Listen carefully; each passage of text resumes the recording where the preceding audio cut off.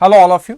अब हम लोग शुरू करेंगे जो हमारा लास्ट पोर्शन है इंश्योरेंस क्लेम चैप्टर का, that is amount of policy.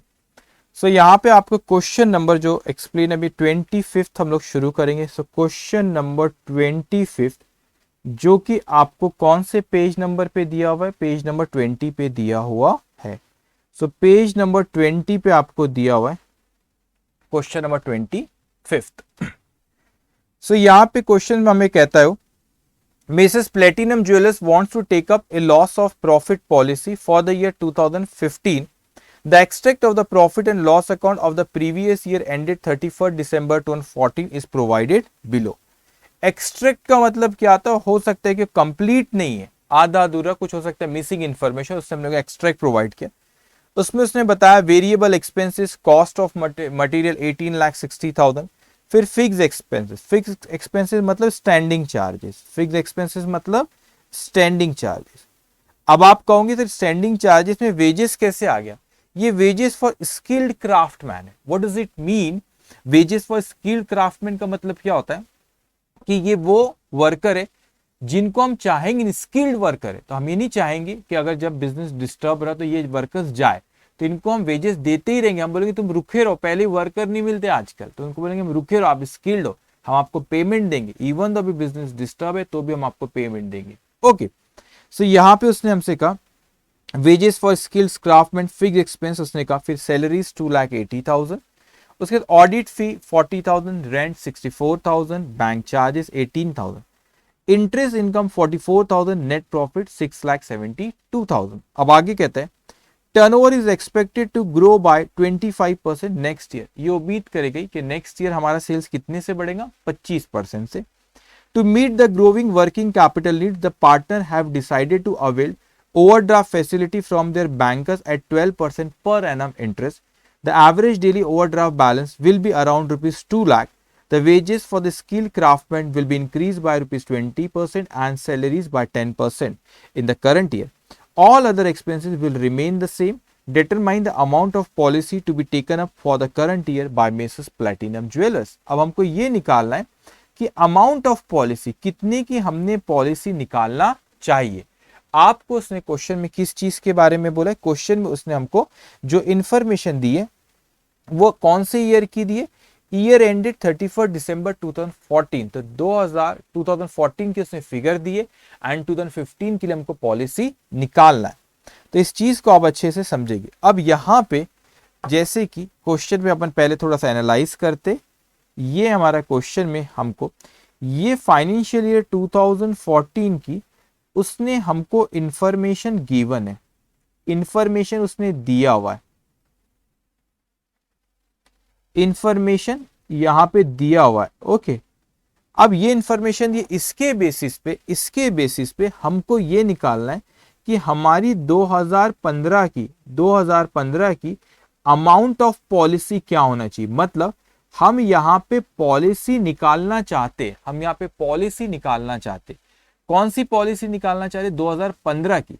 तो अमाउंट ऑफ पॉलिसी कितना होना चाहिए? ये जो अमाउंट ऑफ पॉलिसी होती है, सो अमाउंट ऑफ पॉलिसी जो हम निकालना चाहते 2015 की, दैट इज नेट प्रॉफिट। ये नेट प्रॉफिट कौन सा होना चाहिए? ऑपरेटिंग नेट प्रॉफिट होना चाहिए, ऑपरेटिंग नेट प्रॉफिट होना चाहिए, प्लस इंश्योर्ड स्टैंडिंग चार्जेस। तो जो पहली चीज हम नेट प्रॉफिट जो नेक्स्ट ईयर का एक्सपेक्टेड नेट प्रॉफिट है कि हम ये तय करें कि भाई अमाउंट ऑफ पॉलिसी ये एक्सपेक्टेड नेट प्रॉफिट कितना है 2015 का, और 2015 के हम कितने स्टैंडिंग चार्जेस इंश्योर्ड कराना चाहते।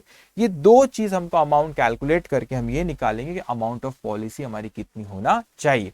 तो क्या हम यहाँ पे claim of loss of profit calculate करें? नहीं, हम यहाँ पे claim of loss of profit calculate नहीं कर रहे। हम क्या कैलकुलेट करें?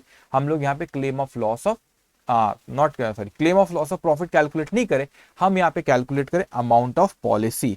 तो अमाउंट ऑफ पॉलिसी में हमको ख्याल रखना है कि हम लोगों को ये देखना है कि हमारा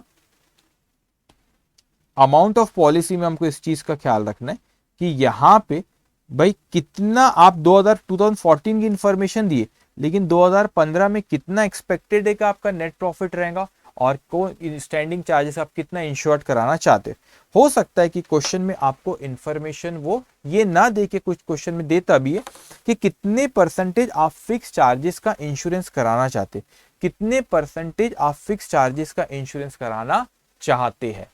तो अगर दिया रहा तो उतने ही स्टैंडिंग चार्जेस को हम इंश्योर्ड करेंगे और उसकी पॉलिसी निकाल, अगर उसने कुछ नहीं बोला तो हम ये अज्यूम कर लेंगे सारे के सारे स्टैंडिंग चार्जेस को वो इंश्योरेंस निकालना चाहता है।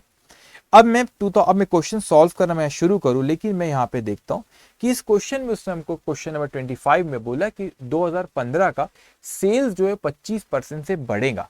तो मैं ये कैसे कैलकुलेट करूं कि सेल्स 25% से बढ़ेगा? मुझे 2014 का सेल्स पता रहना जरूरी है। सेल्स पता रहना 2014 का सेल्स पता रहना जरूरी कि कितना 2014 में मेरा सेल्स है। लेकिन जब मैं यहाँ पे इंफॉर्मेशन देखता हूं तो मुझे 2014 का सेल्स यहाँ पे दिया हुआ नहीं है।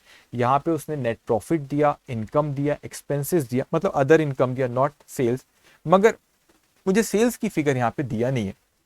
तो सबसे पहले हम लोग trading and profit and loss account बनाएंगे ऑफ 2014 तो, और वो ट्रेडिंग पीएनएल कंबाइंड रहेगा। ओके, तो हमको क्योंकि पर्पस क्या है, बैलेंसिंग फिगर, हम कैसे सेल्स को यहाँ निकाल सकते, हम लोग सेल्स को निकाल सकते कि हम लोग क्या करेंगे, यहाँ पे ट्रेडिंग पीएनएल अकाउंट 2014 का बनाएंगे कंबाइनिंग, उसमें सारी फिगर्स दी हुई हमको फिगर्स हम लिख लेंगे।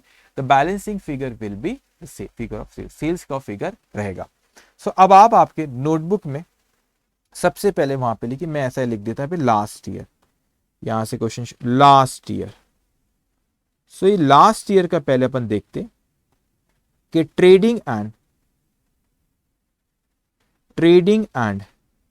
Profit and loss account, trading and profit and loss account for the year ended 31 दिसंबर 2014। अब अपन ये क्यों बना रहे 31 दिसंबर 2014 का, to find out the amount of sale of 2014, to find out the amount of sale of 2014। So आप इसको ड्रॉ करेंगे, थोड़ा सा बड़ा ही ड्रॉ करना, 15-16 लाइन का, या आई थिंक इतने इसमें आएगा भी नहीं। ओके, देख लेंगे। अब ध्यान से इसको थोड़ा सा बड़ा ही ड्रॉ करना, अराउंड 15 लाइंस का आप इसको ड्रॉ करेंगे। ओके, 15 लाइंस को अराउंड। तो यहां पे टू फाइंड आउट लिख भी देता, to find out the amount of sale. Okay, to find out the amount of cell.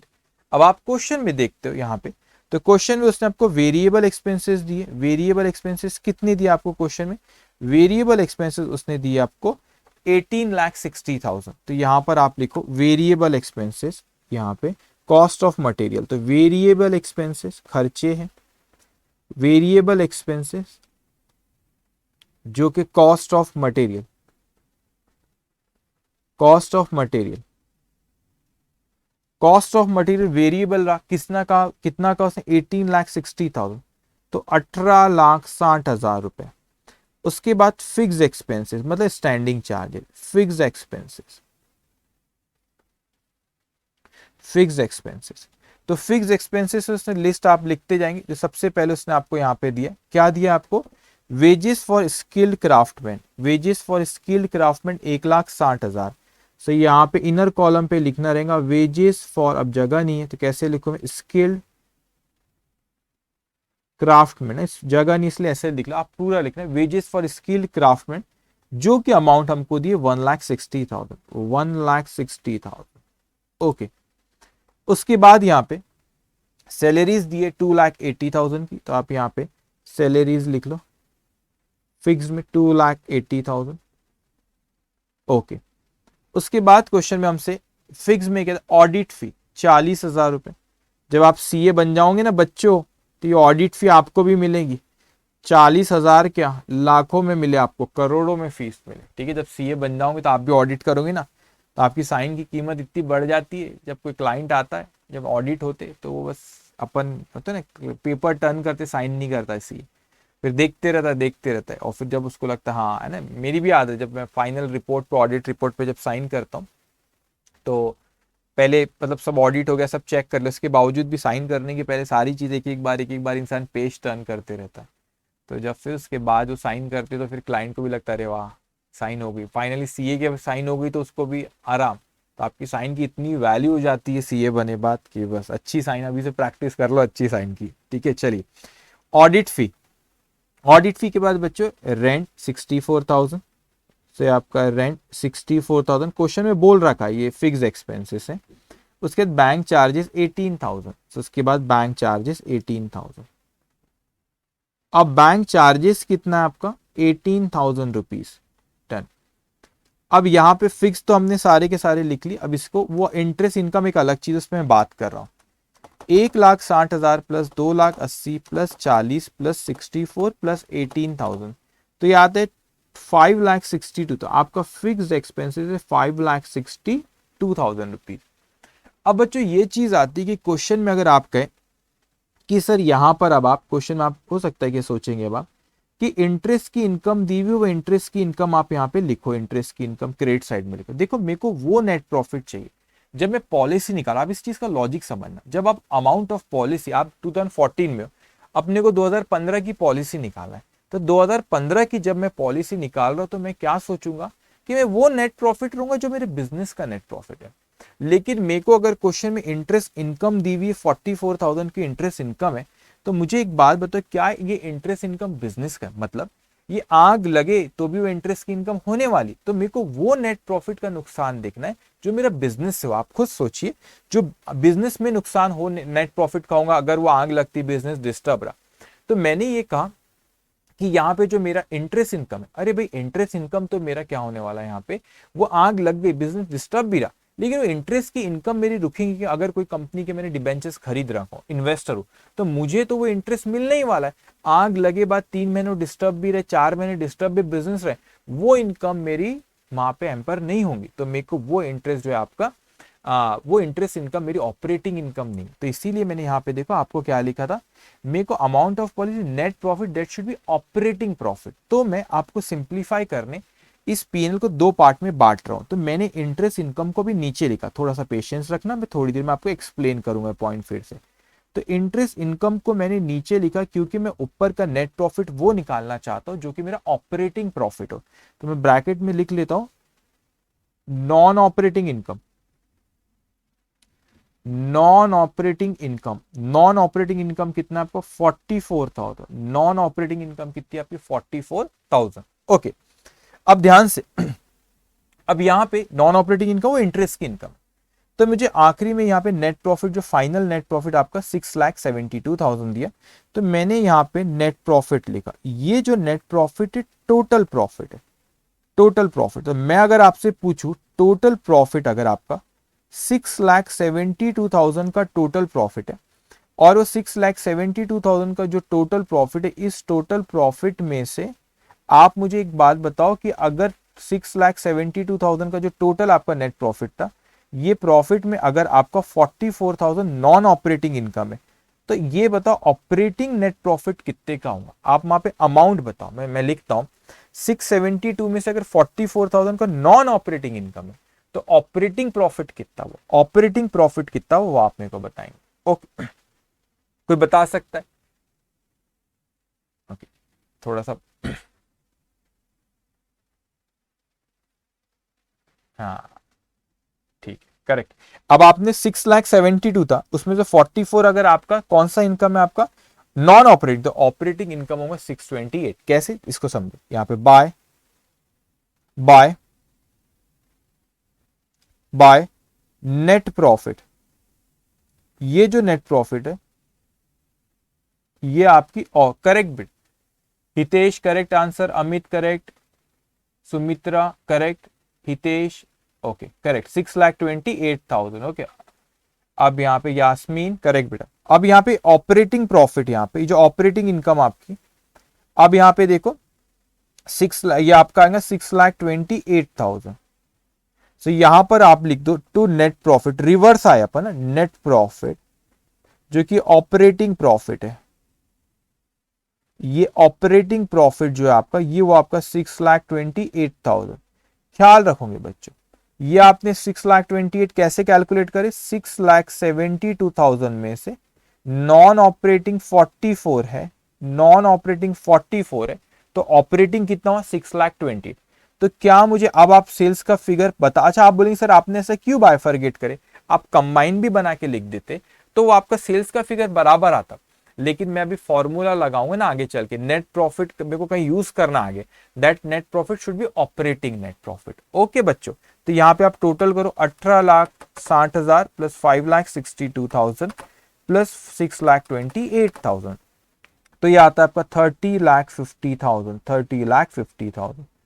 30,50,000 यहाँ पे लिखेंगे सेल्स, और ये जो सेल्स है वो आपका ये बैलेंसिंग फिगर आपकी दैट इज 30,50,000। तो हमको ये पता चल गया कि हमारा पिछले साल का सेल्स कितना था, 30,50,000।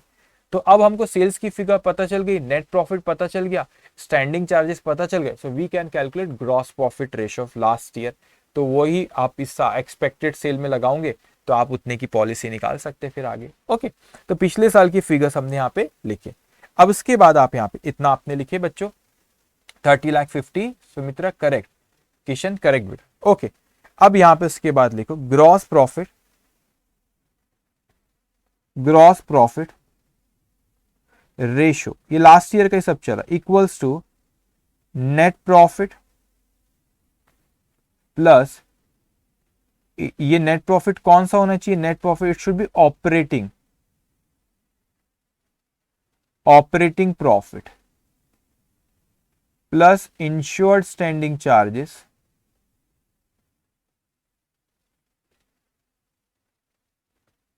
Divided by sales multiply by 100। तो आपका नेट प्रॉफिट कितना है, तो ऑपरेटिंग नेट प्रॉफिट आपका 6,28,000। इसीलिए अगर मैं कंबाइन करके लिखता तो वो फिर वो गड़बड़ हो जाती है, 6,28,000 ये आपका क्या हुआ ऑपरेटिंग, ये 6,28,000 आपका ऑपरेटिंग नेट प्रॉफिट हुआ। अब क्वेश्चन में क्या हमने स्टैंडिंग चार्जेस लास्ट ईयर के, अगर हम स्टैंडिंग चार्जेस देखते हैं यहाँ पे, लास्ट ईयर के अगर स्टैंडिंग चार्जेस अगर हम देखें यहाँ पे, तो ये फिक्स चार्जेस हमको 6,52,000 दिया है। तो 6,50,000 इसमें से किससे कितने इंश्योर्ड थे अनइंश्योर्ड हमको नहीं बोला, तो अपन ये पूरे के पूरे मानेंगे कि इंश्योर्ड थे। तो 6,00,000 कितना है 60, सॉरी नॉट 6,50,000, 5,62,000। सो 5,62,000, ये जो आपका 5,62,000 insured standing charges last year दिया नहीं है, तो हम यही मानेंगे। इंटरेस्ट इनकम को अलग क्यों करे, इंटरेस्ट इनकम को अलग इसलिए करे क्योंकि इंटरेस्ट इनकम इस फॉर्मूले में नेट प्रॉफिट में मैंने इंटरेस्ट इनकम लिया क्या, नहीं लिया। क्यों, क्योंकि वो मेरे को ऑपरेटिंग नेट प्रॉफिट चाहिए, वो इंटरेस्ट इनकम का थोड़ी ना प्रॉफिट का हमारे, क्योंकि वो इंटरेस्ट इनकम हमारे के नेट प्रॉफिट को अफेक्ट नहीं करेगा, मतलब ऑपरेटिंग प्रॉफिट को अफेक्ट नहीं करेगा। क्यों, क्योंकि वो तो नॉन ऑपरेटिंग प्रॉफिट, अगर आग लग गई 3 महीने बिजनेस डिस्टर्ब रहा तो भी वो मेरा इंटरेस्ट का जो इनकम है, 3 महीने अगर बिजनेस डिस्टर्ब रहा तो भी जो मेरा इंटरेस्ट का इनकम वो रुकने वाला है कि नहीं। तो वो जब हम पॉलिसी निकालते हो इंटरेस्ट इनकम वाले प्रॉफिट की पॉलिसी नहीं निकालती, इसलिए उसको अलग करा गया। अब उसके बाद लास्ट ईयर का जो सेल्स हमने कैलकुलेट करे दैट इज 30,50,000। सो आपका ग्रॉस प्रॉफिट रेशियो जो हमको लॉस ऑफ प्रॉफिट पॉलिसी में रहता है 6,28,000 plus 5,62,000 divided by 30,50,000 multiply by 100। ये परसेंटेज है बच्चों, इसको राउंड ऑफ मत कर देना, मतलब 39 मत लिखना, जैसे मैं लिख रहा हूं वैसे लिखना 39.01639। और एग्जामिनेशन में 2-4-5 रुपए परसेंटेज की वजह से हुआ तो उससे कोई फर्क नहीं पड़ता, वैल्यूअर को भी समझ में आता है वो, ठीक है, मगर परसेंटेज को राउंड ऑफ नहीं करना, ठीक है। अब हमने यहाँ पे किस चीज का अमाउंट, लास्ट ईयर का ग्रॉस प्रॉफिट रेशियो, मतलब ये हमको ये बताता है कि जो हमारा सेल्स होता है वो सेल्स में हमारा नेट प्रॉफिट और इंश्योर्ड स्टैंडिंग चार्जेस 39.01639% होता है। जो हमारा सेल्स होता है, ये फॉर्मूला क्या बताता है कि नेट प्रॉफिट में हमारा, सेल्स में हमारा नेट प्रॉफिट और इंश्योर्ड स्टैंडिंग चार्जेस कितना है। अब यहां पे मैं आगे लिखता हूं amount of policy to be taken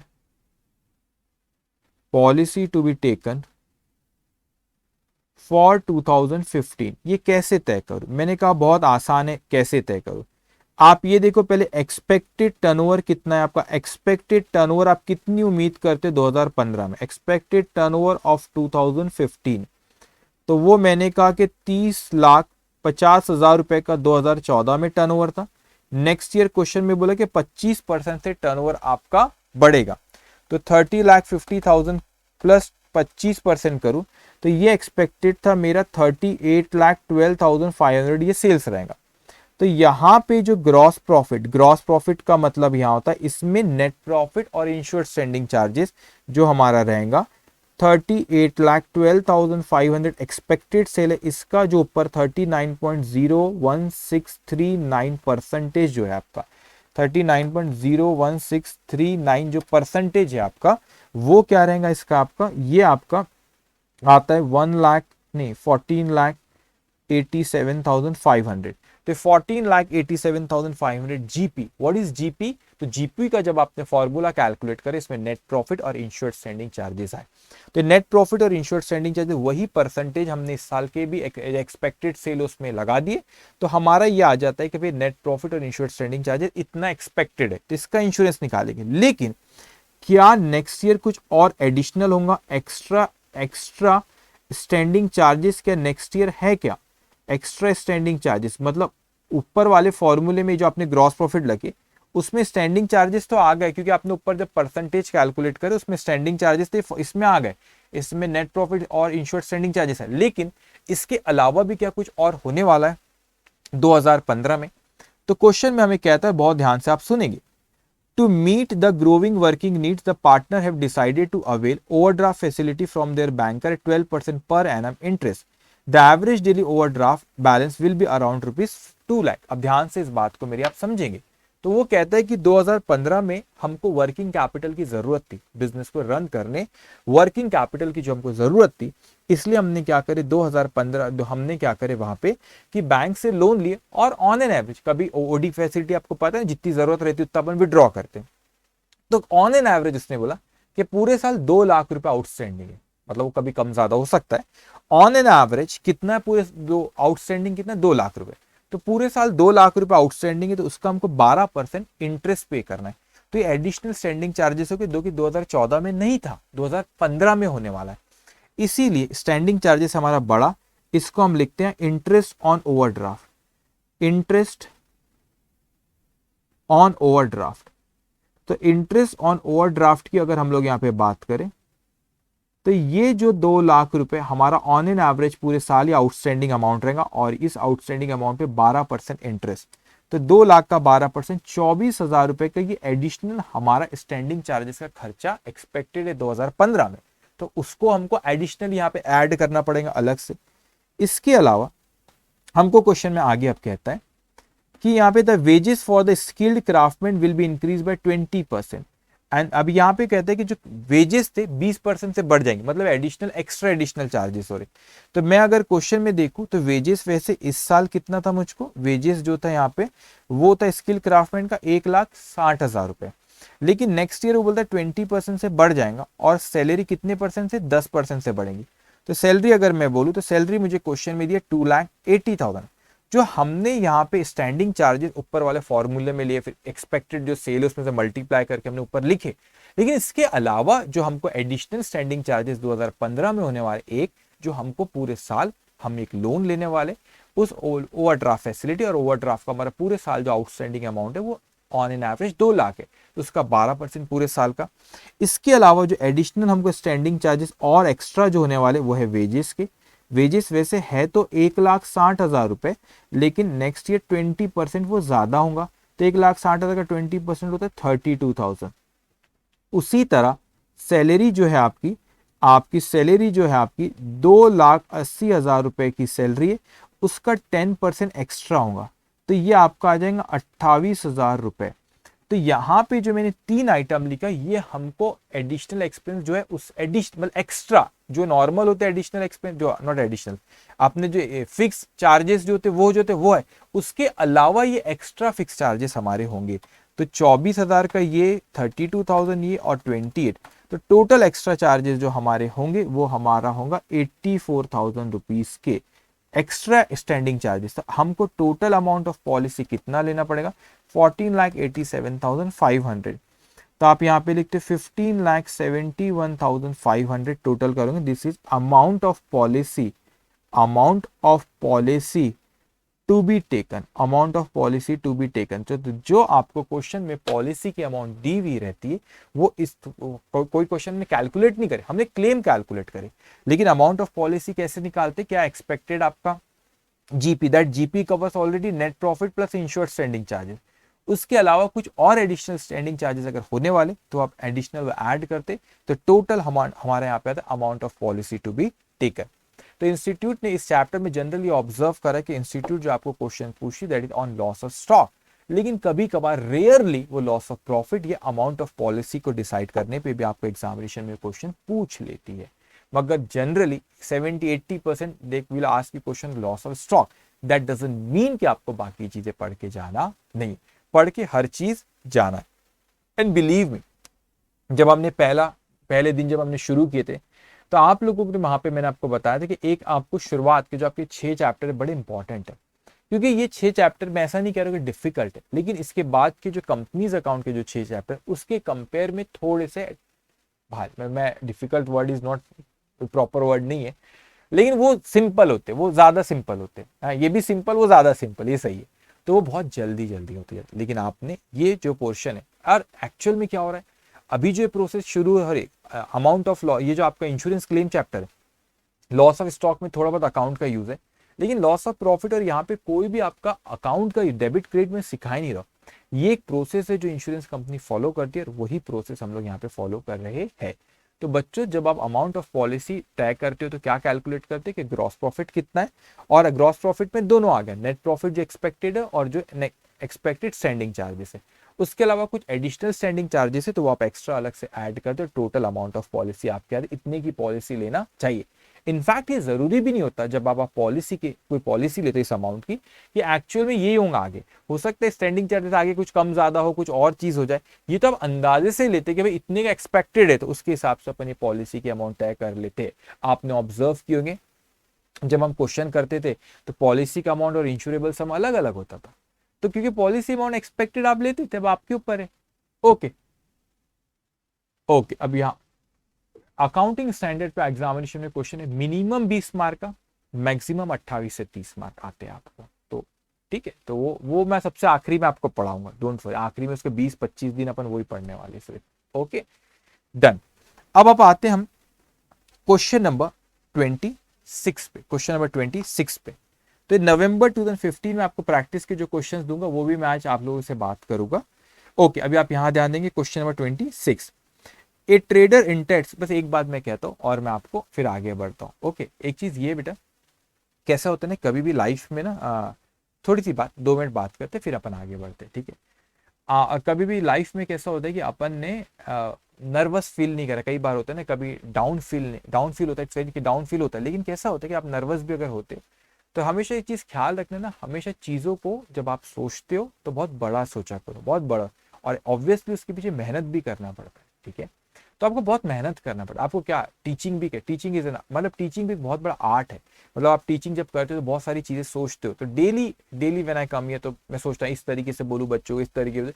तो मैं आपसे कहना चाहता हूँ कि जब आप पढ़ाई करते हो तो बहुत बड़े बड़े अपने ख्वाब रखा करो, अपने आप को वक्त नहीं, एक होता है इंसान अपने आप को खो दे तो हर चीज खो देता है, अपने आप को मत खोना। मैं तो आपको बोलूंगा कभी कभी आप लोग जैसे कि आपने आज पढ़ाई की, जब भी आप पढ़ाई करते हो तो अपने आप को 15-20 मिनट अकेले को समय दिया करो।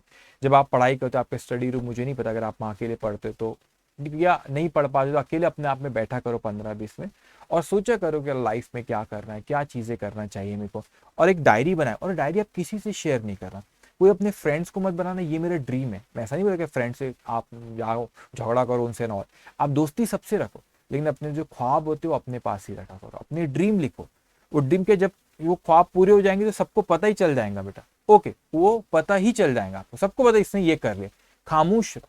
ये नहीं अपन इंस्टा पे डाल रहे मैंने ये किया मैंने वो किया, एकदम खामोश रहना, ये बोलते ना अंडरग्राउंड हो जाओ और एकदम खामोश रहो, सिर्फ पढ़ाई पे फोकस रहो, और डायरी में लिखा करो क्या ड्रीम है, 10 साल बाद मेरे को ये अचीव करना है, मेरे को ये अचीव करना है, 5 साल बाद ये चीज होना, सी एंटर में मेरा ड्रीम है, लिखा करो और किसी को मत बताओ, सिर्फ अपने आप में आप और वो डायरी, बस 2 जन, और उसमें लिखे आपने ड्रीम, उसको कैसे अचीव करना है, मेहनत करना पड़ेगा, तो कैसी मेहनत करो, रोज ऐसा टारगेट होना इसको अचीव करना पड़ेगा।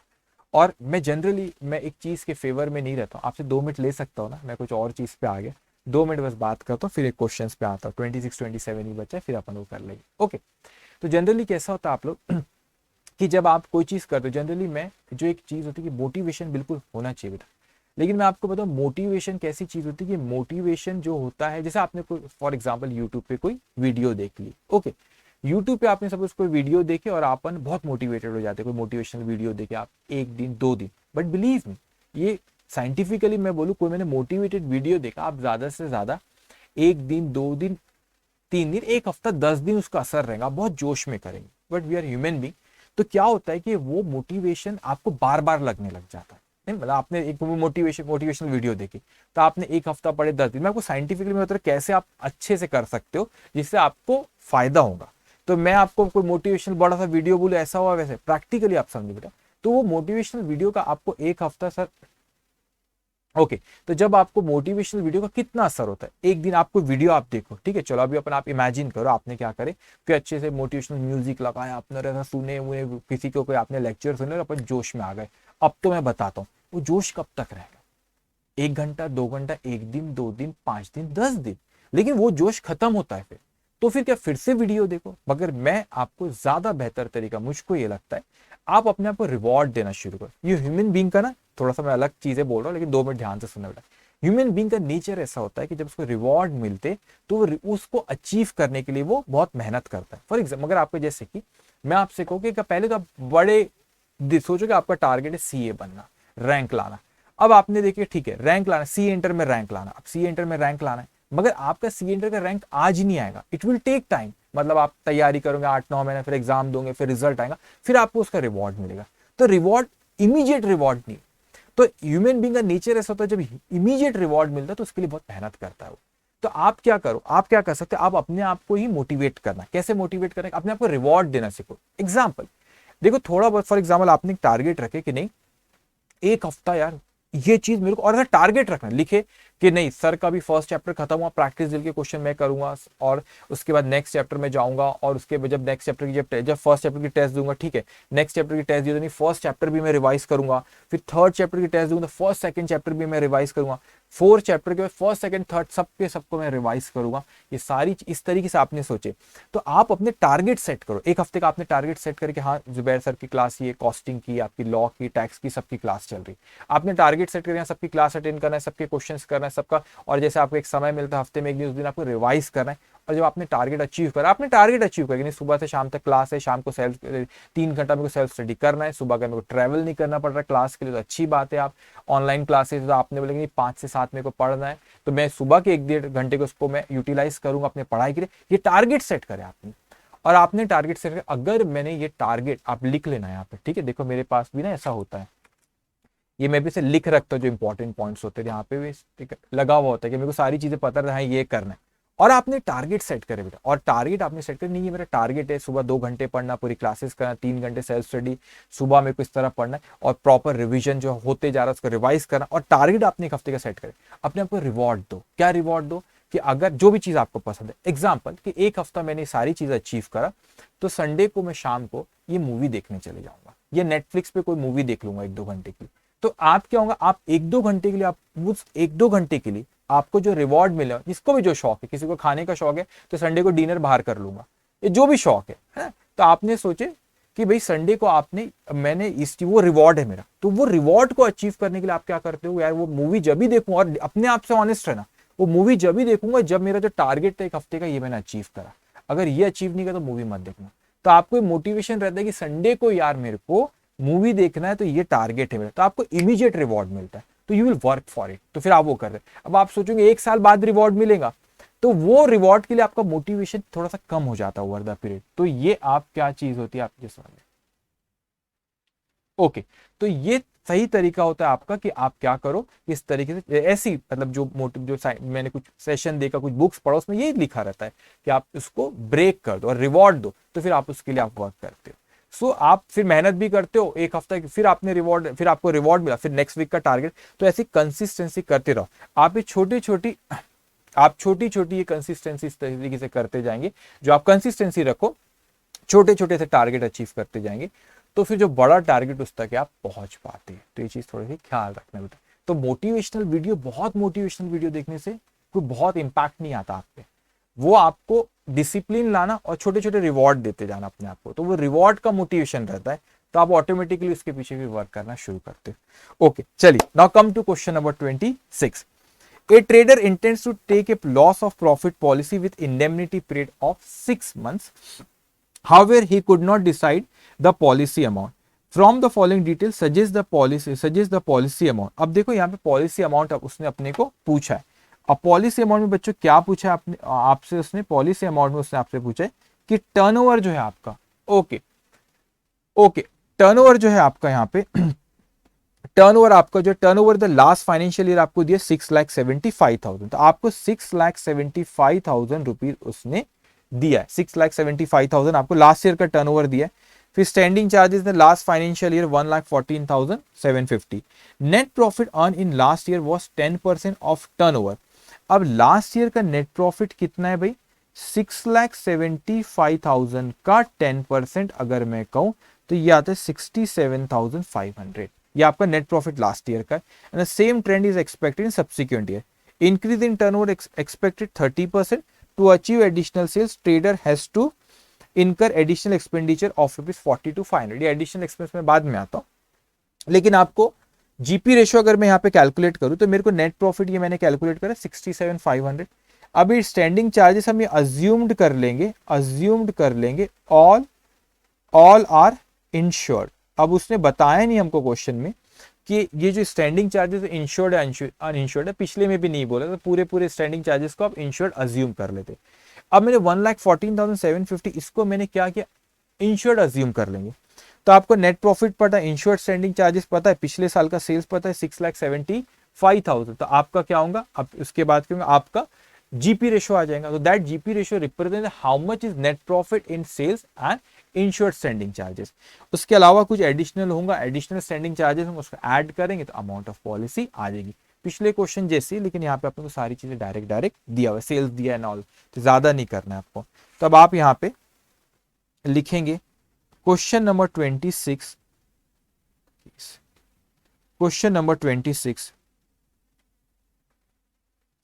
और आपका page number 21।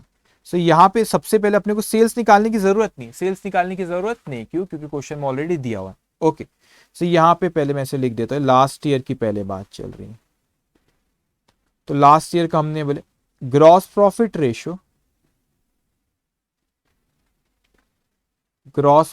Ratio equals to net profit plus insured standing charges, net profit plus insured standing charges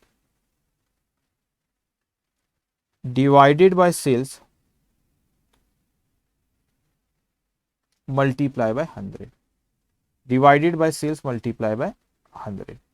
सो आपको नेट प्रॉफिट दिया है क्वेश्चन में, वो आपने कैलकुलेट करे 67,500, दिस 10% ऑफ 6,75,000 प्लस आपको इंश्योर्ड स्टैंडिंग चार्जेस दो दिए उसने, वो दिया आपको 1,14,750, तो 1,14,750। ओके, अब यहाँ पे उस पे एक नोट भी, ठीक है, इस पे मैं एक नोट बाद में लिखा दूंगा कि अज्यूम करे कि सारे के सारे क्या हो, इंश्योर्ड।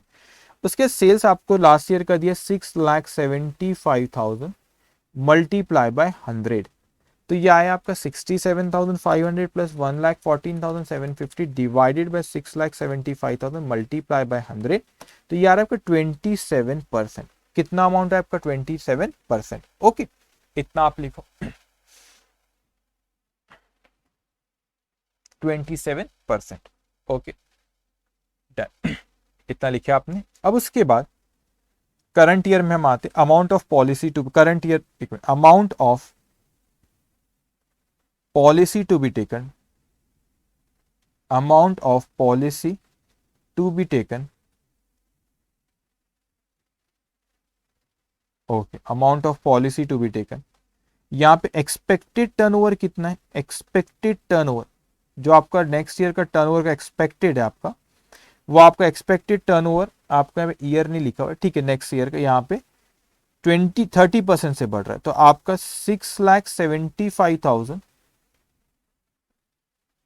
का 30%, तो 6,75,000 का 30%, ये कितना आता है आपका, ये आ रहा है आपका प्लस 30%, अगर आपको सॉरी 6,75,000 प्लस 30%, तो आ रहा है आपका 8,77,500। सो ग्रॉस प्रॉफिट, तो ग्रॉस प्रॉफिट आपका, ये आपने जब फॉर्मूला वहां पे कैलकुलेट करे, सॉरी परसेंटेज, 8,77,500 का 27% आपका ये हुआ, 27% करेक्ट आंसर। उस इसका 27%, ये आया आपका 2,36,925। तो ये है आपका कि जो नेट प्रॉफिट और इंश्योर्ड स्टैंडिंग चार्ज। लेकिन इसके अलावा कोई और कोई एक्स्ट्रा एडिशनल है, तो extra standing charges, extra standing charges. अब इस क्वेश्चन में हमको उसने कोई अमाउंट दिया है, अब उससे रिलेटेड मैं आपको नोट भी एक नीचे लिखा देता हूं कि आपको क्वेश्चन में उसने बोला कि उसके to achieve additional sales trader है, तो ये 30% अचीव करने के लिए उसको एडिशनल एक्सपेंस खर्च करना है 42,500। लेकिन ये कौन से खर्च, क्या है फिक्स नेचर के, हाँ सब उसको एम्प्लॉय को अपॉइंट करे आपने, सेल्स मैनेजर अपॉइंट करे, आपने एडिशनल सेल बढ़ाने के लिए अपने को ये एक्सपेंस करना पड़ेगा। उसने बोला 42,500 के, लेकिन ये फिक्स्ड है कि वेरिएबल, अब बोला नहीं तो अपन यहां पे इसको अज्यूम कर लेंगे। मैं नोट लिखा देता, additional standing charges, additional standing charges, यहां पे आप लिखो नोट 1, मैं लिखा, हम ये मानते हैं कि फिक्स नेचर के होंगे, वो हमको दिया 42,500 के जो एडिशनल एक्सपेक्टेड होंगे। तो टोटल अमाउंट ऑफ पॉलिसी यहां पे आ जाएंगी आपकी, amount of policy to be taken, amount of policy to be taken 2,36,925 plus 42,500, 2,79,425, 425। आप यहां पे एक नोट लिखो, first additional expenditure, additional expenditure of ₹42,500, जो एडिशनल नेक्स्ट ईयर होने वाली, तो उसकी भी अपन पॉलिसी निकालेंगे। तो 42,500 consider as standing charges, standing charges मतलब fix charges, fix charge. Second point, last year standing charges of ₹1,14,750, जो अपने पिछले साल 1,14,750 उसको इंश्योर्ड माने थे, assumed to insured standing charges.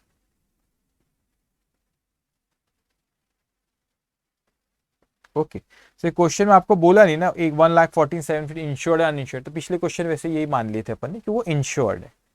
Okay, तो सिंपल क्वेश्चन इस तरीके से आपको आ सकता है एग्जामिनेशन में, 5 नंबर का ऐसा पूछ सकता है वो। ओके, अब लास्ट क्वेश्चन हमारा आता है क्लेम, यहाँ पे क्वेश्चन नंबर 27। आई होप आप लोगों ने लिख लिया। ओके ओके, चलो यहाँ ध्यान दो। अब आ जाओ आप क्वेश्चन नंबर 27 पे। अब ध्यान से मेरी बात समझना, ये क्वेश्चन नंबर 27 इंटरेस्टिंग है, ध्यान से हर बात को आप मेरी सुनेंगे। ये मई 2016 में a firm has decided to take out a loss of profit policy for the year 2016 and given the following information for the last accounting year 2016। वो चाहती कि 2016 की पॉलिसी ले, और उसने हमको इंफॉर्मेशन कब की दी, 2015 की इंफॉर्मेशन दी है। Variable manufacturing expenses ₹14,20,000, standing charges ₹1,50,000, net profit ₹80,000, non operating income ₹2,500 और सेल्स ₹1,80,000।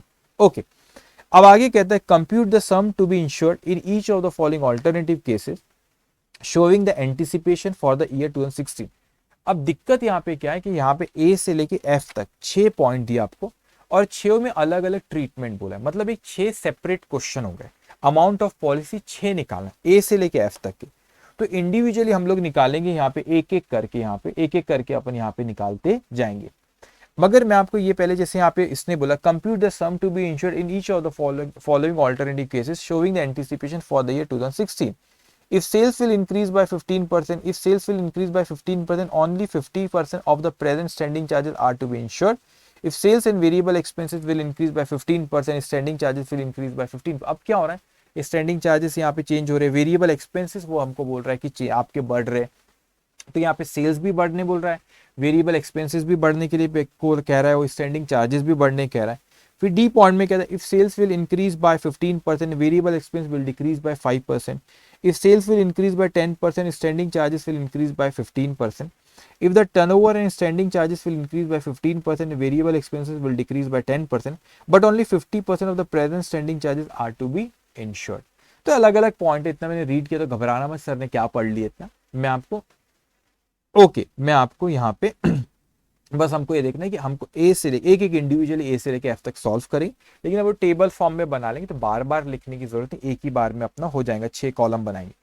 लेकिन उसके पहले मैं आपको कुछ और बताना चाह रहा हूँ, यहाँ पे कुछ मैं आपसे पहले कुछ और चीज आपसे यहाँ पे डिस्कस करना चाह रहा हूँ, जो कि क्वेश्चन नंबर जो हमारा 27 है, जो कि आपको पेज नंबर यहाँ पे 21 में दिया। ओके, लास्ट क्वेश्चन हमारा क्वेश्चन पेज नंबर 21। अब इस चीज को आपने अच्छे से समझना जो मैं आपसे कुछ कहने चाह रहा हूँ।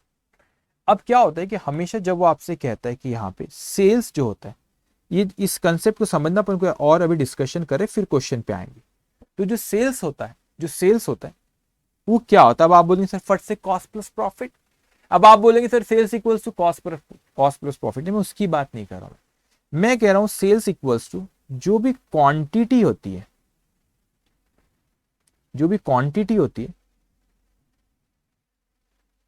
क्वांटिटी मल्टीप्लाई बाय रेट, जितना भी आपने सेल कर और उसको जितने जिस वैल्यू पे आपने सेल करे तो उसका आप मल्टीप्लाई करो तो आपकी सेल्स की फिगर वो आ जाती है। ठीक है, अब यहां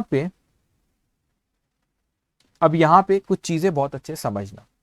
मैं कहता हूं कि यहां पे एग्जिस्टिंग सेल, सपोज एग्जिस्टिंग में सिचुएशन कहता हूं, एग्जिस्टिंग सिचुएशन अगर मैं आपसे कहता हूं कि आप जो क्वांटिटी बेच रहे हो 1000 क्वांटिटी, इस चीज को ध्यान से समझना, अभी मैं क्वेश्चन पे आने को, अभी क्वेश्चन पे अपन 2 मिनट बाद आएंगे। तो जो एग्जिस्टिंग पोजीशन मैंने बोला कि जो 1000 क्वांटिटी है और एक जो मैं बेच रहा हूं उसकी 100 रुपए की कीमत है, तो 1000 क्वांटिटी 100 रुपए का एक, तो मैंने जो सेल किया वो 1 लाख रुपए पे सेल, ये एग्जिस्टिंग पोजीशन ये। अब उसने हमको क्वेश्चन में अगर वो कहता है कि फर्स्ट एक ट्रीटमेंट समझना, फर्स्ट ऑल्टरनेटिव उसने बोला कि सेल्स आपका 20% से बढ़ा, सेल्स कितने से बढ़ा आपका 20% से बढ़ा। अब जब आपको उसने बोला कि भाई सेल्स 20%, बोला कि इंक्रीज क्यों आपका सेल्स बढ़ा, सेल्स की फाइनल वैल्यू 20% से बढ़ी, क्या वजह थी, वजह क्या थी, तो वजह हो सकती है कि सेल्स की आपकी, बहुत अच्छे से मेरी बात को सुनना, थोड़ा सा डीप में अभी लेके जा रहा हूं, कि सेल्स जो होता है आपका, सेल्स आपका जो बढ़ा, क्यों बढ़ा, मैं कहता हूं 2 कारण होते, 2 कारण ये होते कि मैं ये बोलूं कि सेल्स बढ़ने की वजह है सेल्स की क्वांटिटी बढ़ जाना। मैं पहले अगर 1000 क्वांटिटी सेल करता था, मैं पहले कितनी क्वांटिटी सेल करता था, अगर मैं पहले 1000 क्वांटिटी सेल करता था और मैं कहता हूं कि अब वो 20, मैंने वो क्वांटिटी 1000 के बदले 1200 बेच रहा, तो मैंने ये कहा कि टोटल सेल, ओके क्वांटिटी बढ़ा, हाँ सही है किशन, 1 मिनट बेटा ध्यान से, अभी आप पहले मेरी बात सुनना। तो मैंने कहा इंक्रीज इन क्वांटिटी, ये भी तो एक कारण हो सकता है, दूसरा कारण भी बताऊंगा। इंक्रीज इन क्वांटिटी मतलब मैंने क्वांटिटी बढ़ा, तो मैंने आपसे कहा कि पहले जो मैं यहाँ पे 1000 क्वांटिटी बेचता था, अब वो 1000 के बदले में मैं यहाँ पे 1200 क्वांटिटी बेच रहा हूं, क्वांटिटी बढ़ी, तो मगर सेल्स प्राइस मेरा अभी भी 100 रुपए ही है, तो यहां पे ये 1,20,000 रुपए आ जाता है। तो वही चीज जो मैं आपसे कह रहा हूं कि पहले जो चीज मैं यहाँ पे, जो पहले जो चीज में 1000 क्वांटिटी बेचता था, अब वही क्वांटिटी मैं कितनी बेच रहा हूं 1200, इसलिए मेरा सेल्स बढ़ा, ये कारण है सेल्स बढ़ने का। दूसरा कारण ये हो सकता है आपका, दूसरा कारण सेल्स की वैल्यू बढ़ने का होता है कि इंक्रीज इन, क्या किया मैंने, इंक्रीज इन क्वांटिटी नहीं, मैं कहता हूं क्वांटिटी उतनी ही है, इंक्रीज इन रेट, रेट बढ़ा। मेरा कहने का मतलब है कि मैं जो ओरिजिनल थी 1000 क्वांटिटी बेच रहा हूं, लेकिन जो पहले 100 रुपए की एक चीज बेचता था वो मैं अब 120 रुपए की चीज बेच रहा हूं, तो ये भी यहाँ पे 1,20,000 रुपए होता है।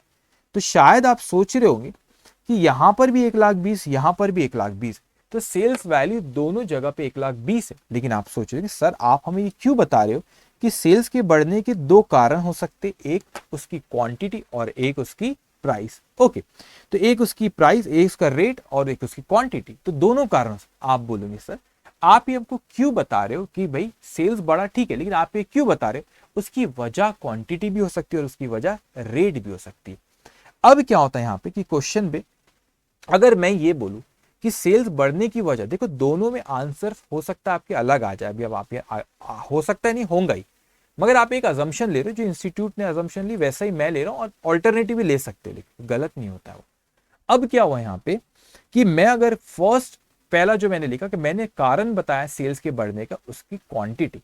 अब आप लॉजिकली सोचो, अगर मैं सेल्स की बढ़ने की क्वांटिटी, सेल्स बढ़ने की क्वांटिटी अगर मैं अज्यूम, आप दोनों अज्यूम कर सकते हैं, आपका सेल्स बढ़ा क्वांटिटी की वजह से सेल्स बढ़ा, और आप ये भी अज्यूम कर सकते हो रेट की वजह से बढ़ा। आप थोड़ा ध्यान से मेरी बात सुनो। मैंने कहा बेटा कि क्वांटिटी की वजह से अगर मेरा रेट बढ़ता है, क्वांटिटी की वजह से मेरा, सॉरी, क्वांटिटी की वजह से मेरा अगर सेल्स बढ़ता है, तो आप मेरे को बताओ कि आपने क्वांटिटी पहले जो आप मैन्युफैक्चर 12 अगर 1000 कर रहे थे, तब आप मैन्युफैक्चर 1200 कर रहे हो, तो आपको नहीं लगता कि अगर क्वांटिटी बढ़ेगी तो वेरिएबल कॉस्ट भी बढ़ेंगे?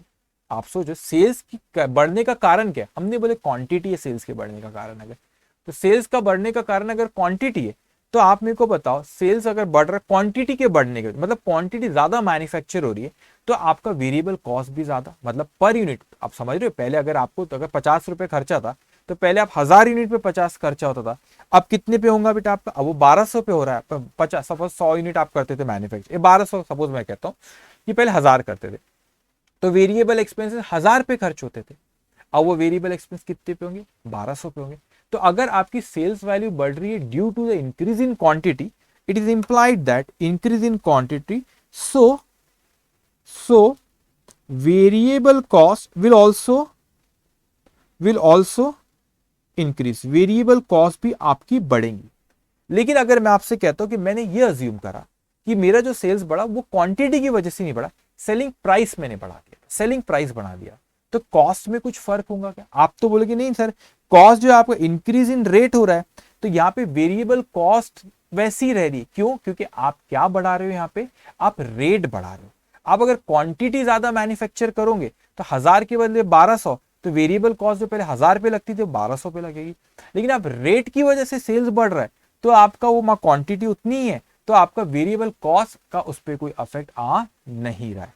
तो ये जब क्वेश्चन अभी अपन नेक्स्ट शुरू कर रहे हैं, अभी क्वेश्चन नंबर 27, तो यहाँ पे उसने बहुत सारी जगह बोला है कि सेल्स बढ़ रहा है, ये कम हो रहा है, ज्यादा हो रहा है, तो कारण क्या है? तो कारण आपको एक कारण तय कर लो, उसी कारण को आपको अजम्पशन लेना पड़ेगा। ओके, अब यहाँ पे ध्यान से आप पहले मेरी बात सुनो, मैं स्टेप बाय स्टेप आ रहा हूँ, फिर मैं फिक्स चार्जेस, स्टैंडिंग चार्जेस पे सब पे आता हूँ। अभी आप इस पे फोकस करो, वेरिएबल कॉस्ट पे बात करें अपन और सेल्स की, अब इस पे फोकस करो, फिक्स चार्जेस पे भी आता हूँ। अब एक अजम्पशन ले लेंगे हम कि सेल्स में बढ़ रहा है, तो क्यों बढ़ रहा है, वो अजम्पशन पे नोट लिखेंगे। हम ये अज्यूम करेंगे कि ये कोई भी ले सकता है अपने ऊपर कि आप क्यों, अगर मैं बोलूं कि अगर सेलिंग प्राइस तो कोई दिक्कत नहीं, आसान होगा, लेकिन इंस्टीट्यूट ने ये अज्यूम करी कि सेल्स इन क्वांटिटी की वजह से हो रहा है। तो अगर मैं बोलूं कि सेल वैल्यू क्वांटिटी की वजह से, क्वांटिटी बढ़ा इसलिए सेल वैल्यू बढ़ गई, तो ऑटोमेटिकली उतना ही परसेंटेज आपकी वेरिएबल कॉस्ट भी बढ़ जाएंगी। क्यों? क्योंकि आप पहले 1000 जो मैन्युफैक्चर के थे 1200 कर रहे हो, तो जो आपको क्वांटिटी पहले 1000 पे जो वेरिएबल एक्सपेंस का खर्चा आता था, अब वो कितने पे आएगा? 1200 पे आएगा। ओके, सो एक अजम्पशन लेना पड़ेगा हमको। अगर सेलिंग प्राइस बोले आपने रेट बढ़ रहा है तो फिर कोई टेंशन नहीं रहता ना, मगर आप क्वांटिटी सोचो तो variable cost automatically will increase the same proportion. So अब क्या करेंगे? अब ये क्वेश्चन में दिक्कत नहीं, कुछ दिक्कत मतलब ये कि बहुत सारे वो है ए से लेके एफ तक, तो ऊपर नीचे नहीं करेंगे अपन, एक ही टेबल बनाएंगे ए से लेके। अब क्या करो, आप रजिस्टर को, जैसे आपकी बुक है, आप इस तरीके से अगर यहाँ पे लिख रहे हो, ऐसा सपोज आपकी नोटबुक है, ये आप ऐसे लिख रहे हो, ऐसे ना लिखते हुए मैं आपको सजेस्ट करूंगा इस क्वेश्चन पे आप अपने इस तरीके से रजिस्टर में ऐसे यहाँ पे हेडिंग दो, क्योंकि आपके बहुत से कॉलम बनने वाले हैं यहाँ पे। ओके, ठीक है, तो अब मेरे पास, मैं वैसा नहीं कर पाऊंगा यहाँ पे, तो मैं बराबर जूम करके कर लूंगा, लेकिन आपने इसी तरीके से, इस तरीके से ऐसे लिखना, तो आपके प्रॉपर पूरे कॉलम आ जाएंगे। ठीक है, डन। अब यहां पर आप लिखो statement showing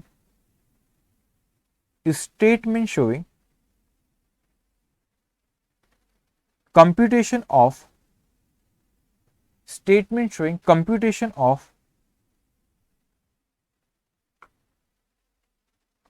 of amount of policy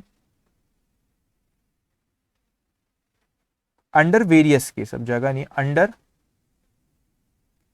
various मतलब उसने 6 केस दिया अपने को, ओके 6 केस दिया उसने, ओके 6 केस दिया उसने। अब क्या होगा, मैं जब यहाँ ड्रॉ कर रहा हूं, आपको मैंने बताया, देख लो, समझ लो अच्छे से। तो ये क्या होगा यहाँ पे, ये आपका मेरा पर्टिकुलर्स का कॉलम रहेगा, ये मेरा पर्टिकुलर्स का कॉलम रहेगा। और उसके बाद मेरे को यहाँ पे 6 कॉलम बनाना है, ए से लेके एफ तक के, ए से लेके एफ तक के। ओके, अब यहाँ पे मैं जूम करके उसको लिखूंगा। तो आपने ध्यान रखना, आपके इसमें आ नहीं पाएगा। आप बोलेंगे सर अमाउंट तो लिखना, हमारे इसमें भी 6 आ जाता है, तो इसमें कैलकुलेशन भी ये सब भी लिखूंगा, तो आ नहीं पाएगा। तो जैसा मैंने बोला, आप प्रॉपर आपके नोटबुक में ऐसी हेडिंग, ओके, लिखते जाएंगे। तो यहां पे पर्टिकुलर्स,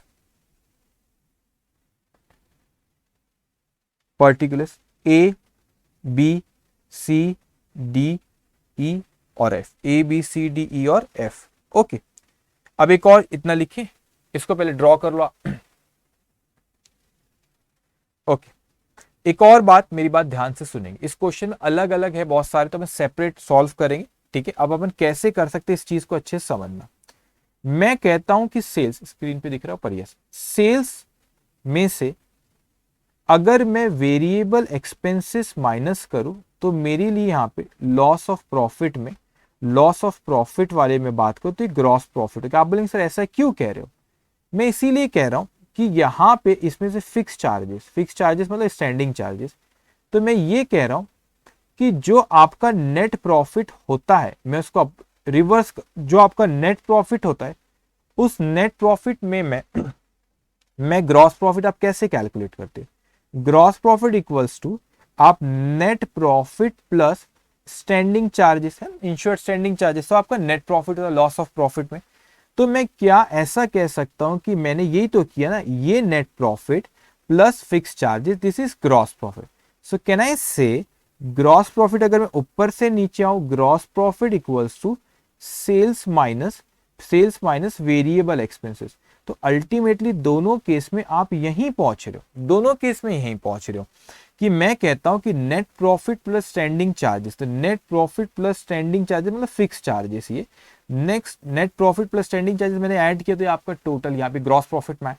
ये ऊपर से नीचे सेल्स माइनस वेरिएबल, तो भी आप यहाँ पर ही पहुंच रहे हो। इस चीज को ख्याल रखना आपने। अब ध्यान से मेरी बात सुनते जाएंगे स्टेप बाय स्टेप, 6 अलग अलग पॉइंट है। अब सबसे पहले पॉइंट में हमसे कहता है, सबसे पहले पॉइंट में हमसे कहता है कि आपका if sales will increase by 15%, अगर 15% से सेल्स बढ़ता है, तो क्वेश्चन थोड़ा मैं अलग तरीके से कर रहा हूं, ध्यान से पहले आप मेरी बात सुन। तो मैंने कहा कि सेल्स जो है आपको 15% से बढ़ रहा है, तो आपको क्वेश्चन में सेल्स कितना दिए, क्वेश्चन में सेल्स आपको दिया हुआ 18 लाख रुपए का। कितने का सेल्स दिया, 18 लाख रुपए का। तो यहां पे मैं कहता हूं, मैं थोड़ा जूम करूंगा ABC पॉइंट को, फिर उसको जूम आउट कर दो। ओके, ध्यान से। तो दिख रहा है, नहीं दिख रहा, इधर चले गए, ये क्या हुआ। ओके, एनीवे सबसे पहले भाई, सबसे पहले मैंने यहाँ पे क्या लिखा, सेल्स लिखा, दिख रहा है आपको स्क्रीन पे, यस सेल्स लिखा मैंने उस पे। चलो, अब उसके बाद यहाँ पे 18 लाख रुपए का सेल्स पिछले साल हुआ, 18 लाख रुपए का सेल्स मेरा पिछले साल हुआ। पहले सुनो क्या करो, ध्यान से स्टेप बाय स्टेप बढ़ेंगे।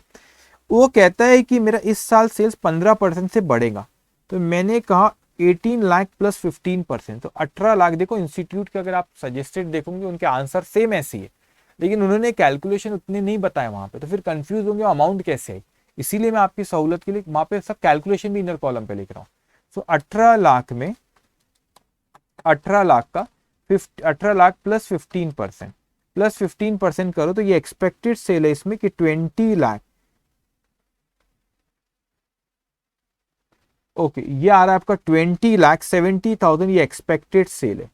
मैं इसमें से वेरिएबल एक्सपेंसेस माइनस कर देता हूं, मैं इसमें से वेरिएबल एक्सपेंसेस माइनस अगर मैं कर दूं, तो मेरा ग्रॉस प्रॉफिट ये आ जाता है, ये आ जाएगा आपका, ये वाला पोर्शन आ जाएगा, यहाँ पे आ जाओगे, that is net profit plus standing charges पे आ जाओगे आप यहाँ पे।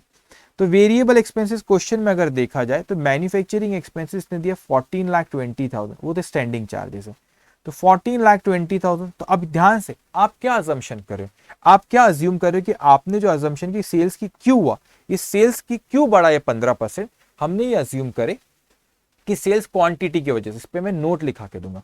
तो मैं आपसे कहता हूं कि मेरा अगर अभी वेरिएबल एक्सपेंसेस 14,20,000 रुपए, 14,20,000, ओके, ध्यान से सुनो आप मेरी बात। अभी पहले आप पेशेंस रखो, अभी 10 मिनट कोई कुछ भी नहीं बोलेगा, कुछ भी नहीं बोलेगा अभी 10 मिनट, सिर्फ और सिर्फ मेरी बात सुनेंगे, कुछ भी नहीं बोलेगा 10 मिनट अभी, यहाँ पे सिर्फ फोकस रहेंगे आप। ओके, और कुछ भी नहीं, अगर आपके हाथ में मोबाइल है तो रख दो, मोबाइल में देख रहे हो तो बात अलग है, उसको दूर रख दो। और इधर जब पढ़ा रहा ना व्हाट्सएप ना इंस्टा कुछ इधर उधर ध्यान नहीं रहना चाहिए, सिर्फ मेरे पे फोकस करोगे अभी 10 मिनट। मैंने आपसे कहा कि मैं अमाउंट ऑफ पॉलिसी, पेशेंस रखो ध्यान से सुनो, अमाउंट ऑफ पॉलिसी मेरे को निकालना है। तो सर मैंने तो ये पहले कहा कि कितना ग्रॉस प्रॉफिट एक्सपेक्टेड है वो बताओ। तो मेरे को क्वेश्चन पे यहाँ पे अलग अलग रेट सेल्स आपका बढ़ रहा है ऑल दे, तो हमने क्या करे सिंप्लीफाई कि सेल्स माइनस वेरिएबल एक्सपेंसेस क्या होती है। मैंने क्यों बोला कि sales minus variable gross profit है बच्चों, क्योंकि यहाँ पे net profit plus standing charges is gross profit. तो यहाँ पे net profit plus standing charges this is gross profit. तो इतना कॉमन सेंस अपने में कि भाई sales minus variable gross profit होगा कि नहीं होगा। अगर net profit plus standing charges आपका ग्रॉस प्रॉफिट, तो भाई यहाँ पे फिक्स चार्जेस अगर वेरिएबल बचा तो सेल्स माइनस वेरिएबल भी यहीं पे आओगे ना ग्रॉस प्रॉफिट पे। सिंपल सी बात है। तो मैंने कहा कि सेल्स आपका 18 लाख रुपए का सेल्स पिछले साल, क्वेश्चन में दिया पिछले साल का सेल्स कितना है 18 लाख रुपए। वो कहता है कि नेक्स्ट ईयर ये एक्सपेक्टेड है कि आपका सेल्स कितने से बढ़ेगा 15% से। तो एक्सपेक्टेड सेल 2015 का कितना है, 2015 का एक्सपेक्टेड सेल निकाल रहा हूं, थोड़ा ध्यान से सुनो, एक्सपेक्टेड सेल निकाल रहा हूं। तो मैंने कहा ये 18 लाख रुपए में मैं 15% बढ़ा दूं तो मेरा आ जाता है 20,70,000 रुपए का। ये एक्सपेक्टेड सेल है कब का, 2000 जो भी नेक्स्ट ईयर 2015-16 जो भी 20,70,000 रुपए एक्सपेक्टेड सेल है। मैंने कहा इसमें से आप वेरिएबल एक्सपेंसेस माइनस कर दो, इसमें से आप क्या माइनस कर दो, वेरिएबल एक्सपेंसेस आप क्या कर दो, माइनस कर दो। तो मैंने कहा वेरिएबल एक्सपेंसेस क्वेश्चन में दिया सर 14,20,000, ये पिछले साल का है 14,20,000। अब मैं अगर ये अजम्पशन करता हूं कि इस साल जो मेरा सेल्स 15% से बढ़ रहा है उसका कारण है कि क्वांटिटी ऑफ सेल्स मैंने बढ़ा, ये मैं अज्यूम करता हूं। क्या बढ़ा दिया मैं, वीडियो लैग हो रहा है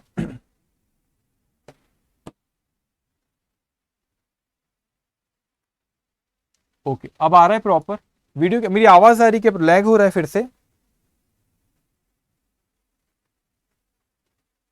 ओके मुझे एक बात बताओ, लैग हो रहा है क्या कि प्रॉपर है अभी, यहां तो प्रॉपर।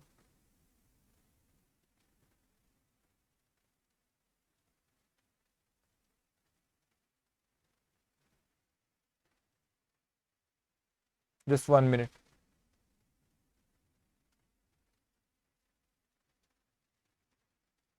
नो सर बराबर है, नो सर नो सर। हाँ ठीक है, अब फ्लो मत तोड़ो बेटा, अब यहां सुनो मेरी बात, ठीक है अब ध्यान से सुनो। सो मैंने आपसे कहा कि सेल्स जो था मेरा यहाँ पे लास्ट ईयर था 18 लाख रुपए, प्लीज ध्यान से फोकस, पूरा फोकस होना भी। 18 लाख रुपए का लास्ट ईयर का मेरा सेल्स था। वो कहता है कि 15% से सेल्स एक्सपेक्टेड है नेक्स्ट ईयर का बढ़ेगा। तो मैंने कहा 18 लाख प्लस 15% 20,70,000 रुपए आ गया।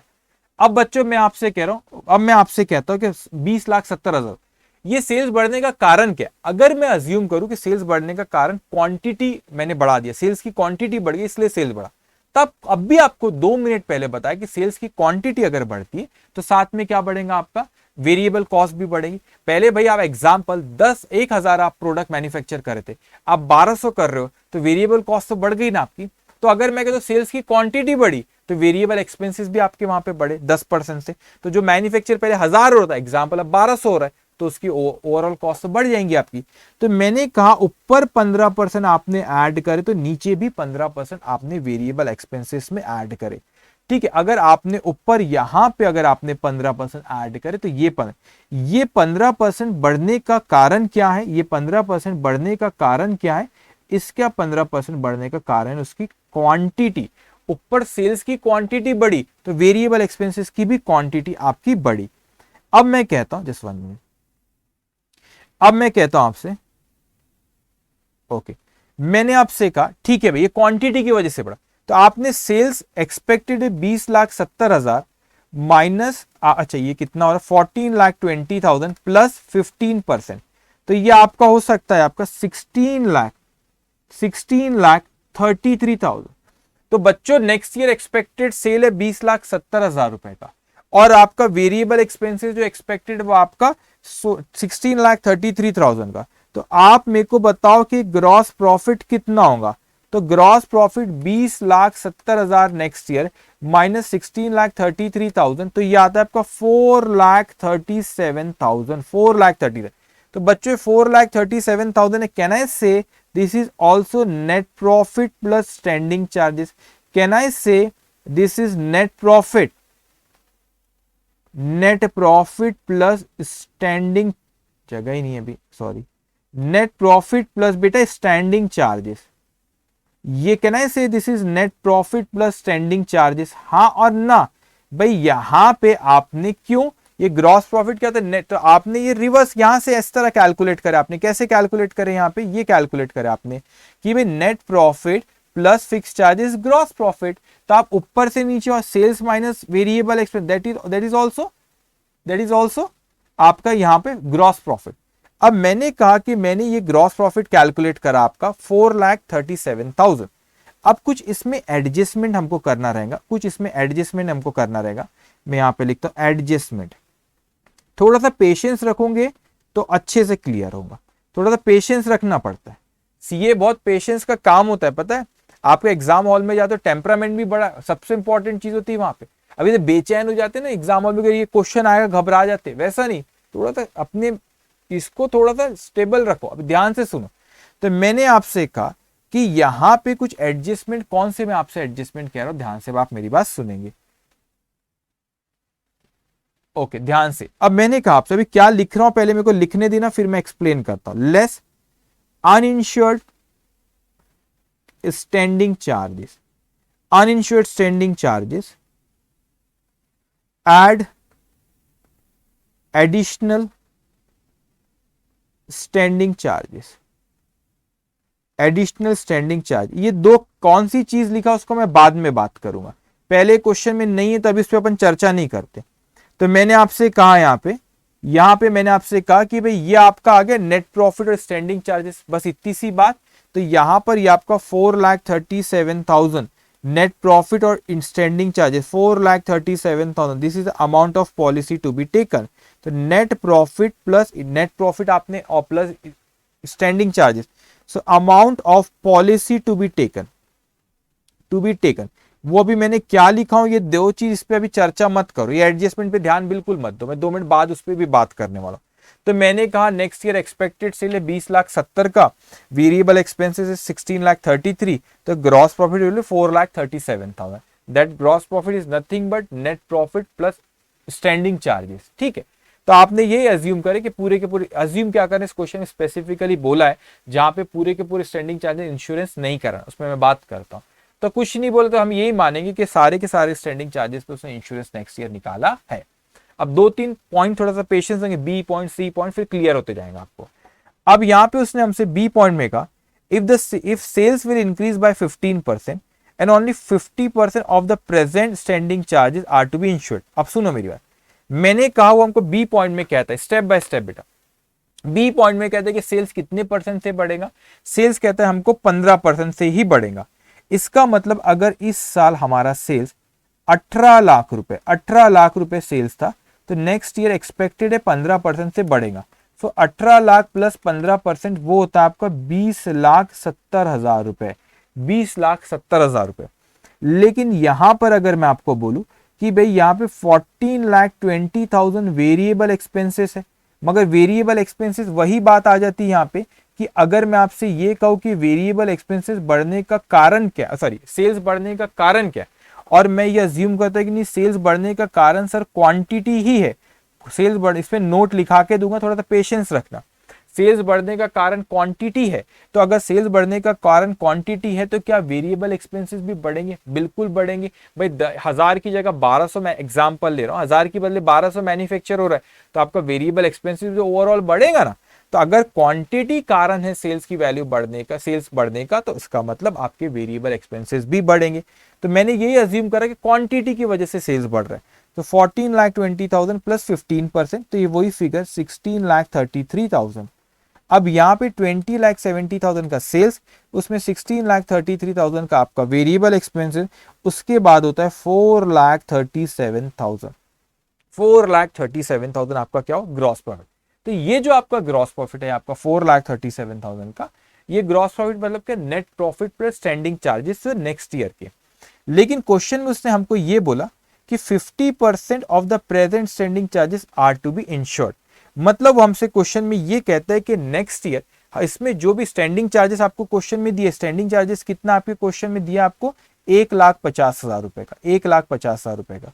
तो 1,50,000 रुपए के जो स्टैंडिंग चार्जेस है नेक्स्ट ईयर के, तो स्टैंडिंग चार्जेस जो आपका था वो नेक्स्ट ईयर बोलते हैं उसमें से सिर्फ 50% ही स्टैंडिंग चार्जेस इंश्योरेंस कराना है। अब ये जो आपकी टोटल है 4,37,000 का, इसमें तो बच्चों दोनों चीज है, नेट प्रॉफिट भी है और स्टैंडिंग चार्जेस पूरा का पूरा है।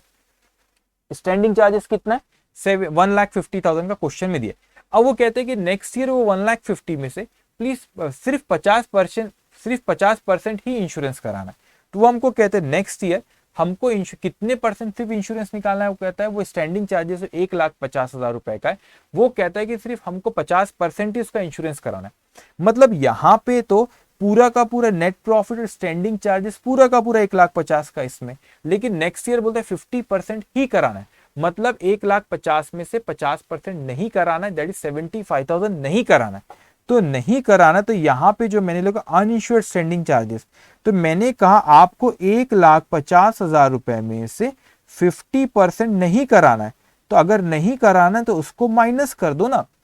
ये एडिशनल इंश्योर्ड स्टैंडिंग चार्जेस बोलेगा, तो एडिशनल स्टैंडिंग चार्जेस बोलेगा इंश्योरेंस कराना, तो मैं ये ऐड करूंगा। लेकिन वो बोलेगा एग्जिस्टिंग जो स्टैंडिंग चार्जेस उसमें से कम कराना है, तो माइनस करना पड़ेगा।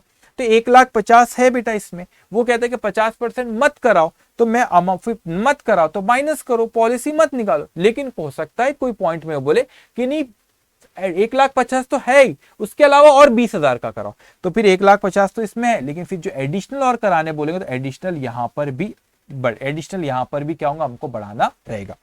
तो मैंने यहां पे कहा इंश्योर्ड स्टैंडिंग चार्जेस की अगर मैं यहाँ पे बात करूं, तो उसने हमसे क्वेश्चन में कहा कि 1,50,000 रुपए का, 1,50,000 रुपए का अपने को क्या करना है, यहाँ पे 1,50,000 रुपए का स्टैंडिंग चार्ज। अभी सिर्फ आप यहाँ पे फोकस्ड करोगे, अगर आपको कोई डाउट आता है आप लिख लो, अपन उस पर बाद में डिस्कशन होगा। लेकिन अभी फ्लो में जो चल रहा है उसी पे जाने, कोई भी डाउट आता है आप कागज में लिख लो, ठीक है बेटा। अब यहाँ पे 1,50,000 रुपए का स्टैंडिंग चार्जेस है, वो बोलता है कि 50% इंश्योरेंस मत कराओ, तो आपने इसमें से क्या करे 50% 75,000 के इसमें से क्या करे अपन ने माइनस। सो यहाँ पे 4,37,000 टोटल आपका नेट प्रॉफिट स्टैंडिंग चार्जेस है, इसमें से 75,000 आपको इंश्योरेंस नहीं कराना है। सो माइनस 75,000 नहीं कराना है, तो इंश्योरेंस जो कराएंगे आप वो कराओगे 3,62,000 का। ओके 3,62,000 का, ओके आप पॉलिसी आप लोगे। अब मैं आगे आता हूं, मुझे थर्ड पॉइंट में कहता है कि इफ सेल्स यहां पे कहता है if sales and variable expenses will increase by 15%। अब देखो यहां पे ये बड़ा इंटरेस्टिंग पॉइंट आ रहा है। वो कहता है कि सेल्स तो आपका 15% से बढ़ ही रहा है, लेकिन साथ ही साथ वेरिएबल स्टैंडिंग चार्जेस का उसका अपन बाद में बात करते हैं। तो वो कहते हैं सेल्स तो आपका 15% से बढ़ ही रहा है, लेकिन साथ ही साथ में आपका 15% से और क्या बढ़ रहा है, साथ ही साथ में आपका 15% से आपका क्या चीज बढ़ रही है, आपकी वेरिएबल एक्सपेंसेस भी बढ़ रहा है। अब इस चीज को समझना, मैंने यहां पे लिखा कि सेल्स मेरा था यहां पे 18 लाख रुपए का मेरा सेल्स था लास्ट ईयर का। वो कहता है कि 15% से सेल्स बढ़ेगा, तो 18 लाख प्लस 15% मैं करूं तो ये एक्सपेक्टेड है नेक्स्ट ईयर 20,70,000 रुपए का क्या होगा बच्चों, सेल्स होगा। कितने का सेल्स होगा, 20,70,000 रुपए का। ये एक्सपेक्टेड है कि 20,70,000 रुपए का सेल्स होगा। ओके अब ध्यान से यहाँ पे 20,70,000 रुपए का सेल्स होगा एक्सपेक्टेड है बेटा। अब यहां पर हमने ये देखे कि यहाँ पे 20,70,000 एक्सपेक्टेड सेल है, लेकिन मेरा जो इस साल वेरिएबल एक्सपेंसेस है 14,20,000। तो इसके दो कारण है बढ़ने, एक 15% ये मैं बढ़ा रहा हूं, ये 15% का कारण क्या है बढ़ने का, ये 15% का कारण है क्वांटिटी, उसकी क्वांटिटी सेल्स की बढ़ रही है, तो आपका वेरिएबल एक्सपेंसेस भी बढ़ा। लेकिन इस क्वेश्चन में उसने हमको कहा और एक बार मैंने 15% फिर से ऐड करा। अब आप कहोगे सर ये 15% क्यों आ गया, ये 15% बढ़ने का कारण है आप लोगों का उसकी वेरिएबल एक्सपेंसेस की कॉस्ट बढ़ना। देखो अब इस चीज को समझो, 2 बार 15% मैंने क्यों ऐड किया, ठीक है 2 बार 15% मैंने क्यों ऐड किया। एक कारण है 15% बढ़ने का, क्योंकि सेल्स की क्वांटिटी बढ़ी तो आपका वेरिएबल एक्सपेंसेस भी बढ़े, वो 15%। दूसरा कारण है वेरिएबल जो एक्सपेंस है उसकी कॉस्ट भी बढ़ी।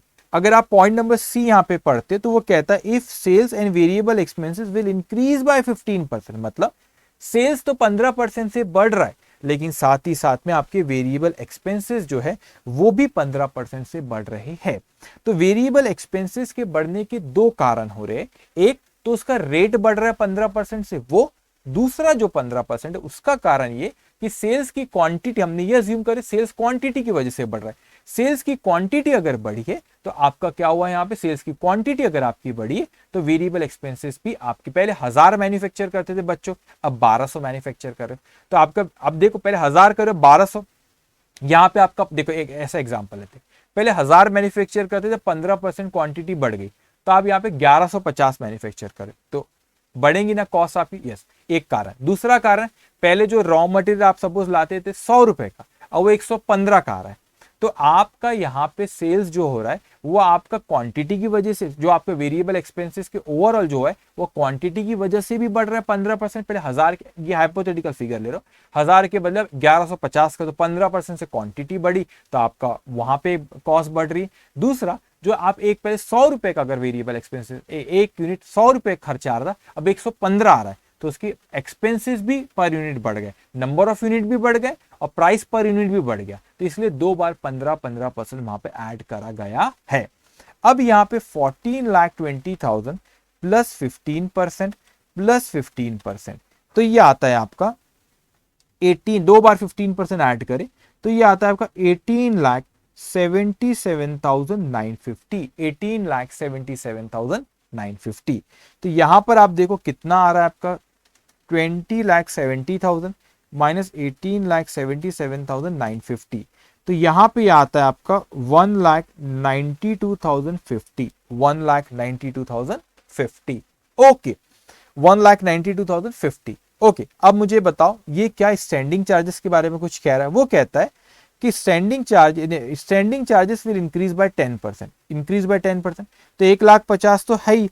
अब वो यहाँ पे वो कहता है कि 1,50,000 रुपए है बच्चों, और वो स्टैंडिंग चार्जेस कहते हैं कि 50 नहीं कितने 10%, नहीं स्टैंडिंग चार्ज इंक्रीज बाय 10%, 10% से आपका स्टैंडिंग चार्जेस बढ़ेगा। तो आप ये 15, वो तो इंश्योरेंस कराओगे साथ में 15,000 रुपए का ये भी कराएंगे बेटा, तो ये आपका 1,92,500, 1,92,50 प्लस 15,000, तो ये आता है आपका नहीं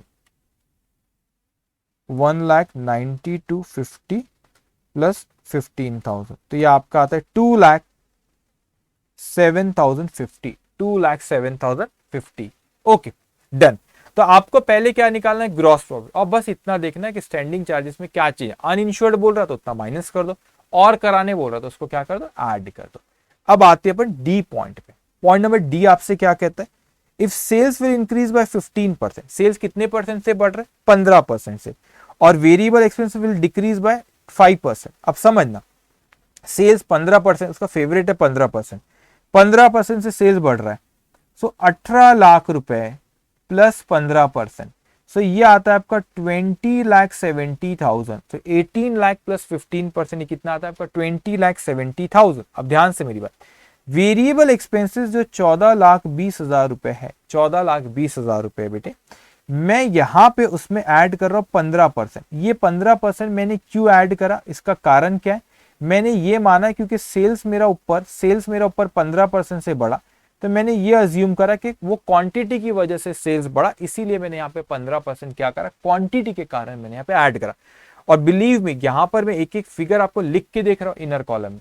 अगर आप इंस्टीट्यूट का सजेस्टेड उठा के देखेंगे तो उन्होंने यहाँ पे ऐसा लिखी है, ऐसा करी नहीं, डायरेक्ट अमाउंट लिखी हुई आप, तो वहां पे समझ में नहीं आएगा आपको डायरेक्ट अमाउंट कैसे आई है। तो यहाँ पे आप भी अपने नोटबुक में लिखेंगे।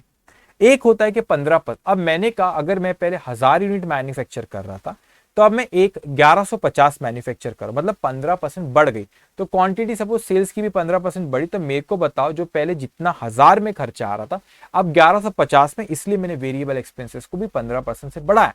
लेकिन जो वेरिएबल एक्सपेंसेस, एग्जांपल एक यूनिट अगर मेरे को 100 रुपए खर्चा आ रहा था, तो बोलता है कि वेरिएबल एक्सपेंसेस, इस बार वेरिएबल एक्सपेंसेस का खर्चा यहाँ पे हाईलाइट, वेरिएबल एक्सपेंस खर्चा डिक्रीज हुआ है मतलब क्वांटिटी बढ़ी इसलिए मैंने 15% वो बढ़ा दिया, क्योंकि सेल्स आपका 15% से बढ़ा, हमने यही अज्यूम करे कि उसकी क्वांटिटी भी 15% से बड़ी है, तो इसीलिए यहाँ पे क्वांटिटी की वजह से हुआ, तो इसलिए हमने वेरिएबल एक्सपेंसेस में 15% ऐड करे।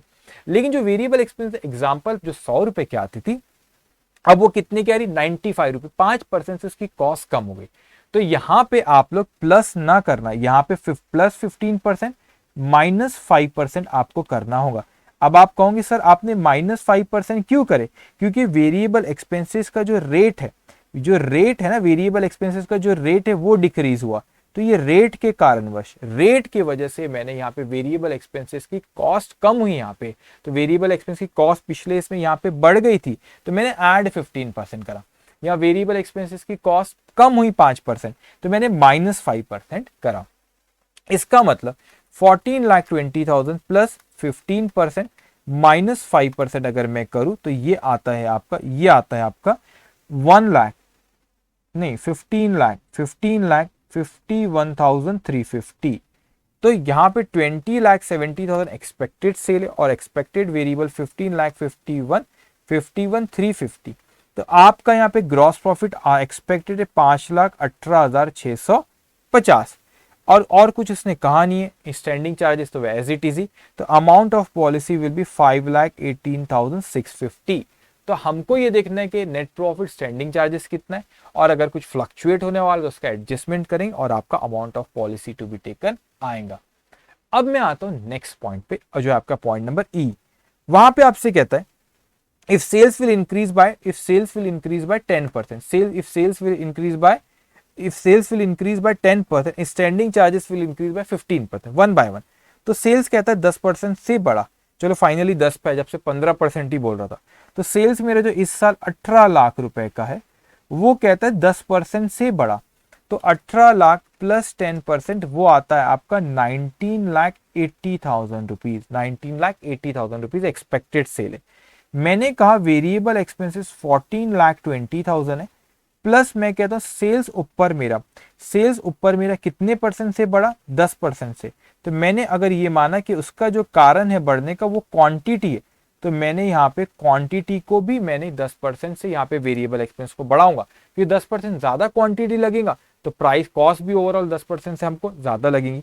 तो 14,20,000 प्लस 10%, तो ये आपका आता है 15,62,000, मतलब 19,80,000 माइनस 15,62,000, तो ये आता है आपका 4,18,000। ये आ गया आपका ग्रॉस प्रॉफिट।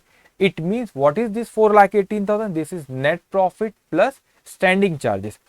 अब आगे उसने आपसे कुछ कहा, उसने कहा कि स्टैंडिंग चार्जेस फिर इंक्रीज बाय 15%, मतलब कि जो अभी है वो तो ठीक है, लेकिन 15% से बढ़ेंगे। तो 1,50,000 रुपए के स्टैंडिंग चार्जेस है, और इसका 15% जो होता है, 1,50,000 का 15% होता है 22,500।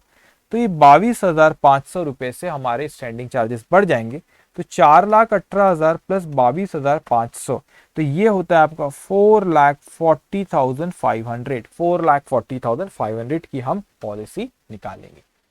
लास्ट पॉइंट जो इसमें आता है बेटे, लास्ट पॉइंट आपका आता है if the turnover and standing charges will increase by 15%। आपका टर्नओवर कितने से बढ़ रहा है, 15%, तो स्टैंडिंग चार्जेस भी 15%, and variable expenses will decrease bye 10%। ये जो भी हाईलाइट कर रहा है पॉइंट को मैं बाद में पढ़ता हूँ, पहले आप टर्नओवर जो आपका 15 से बढ़ रहा है और वेरिएबल एक्सपेंसेस डिक्रीज हो रहा है 10% से, पहले इसकी बात करते फिर स्टैंडिंग चार्जेस की बात करते।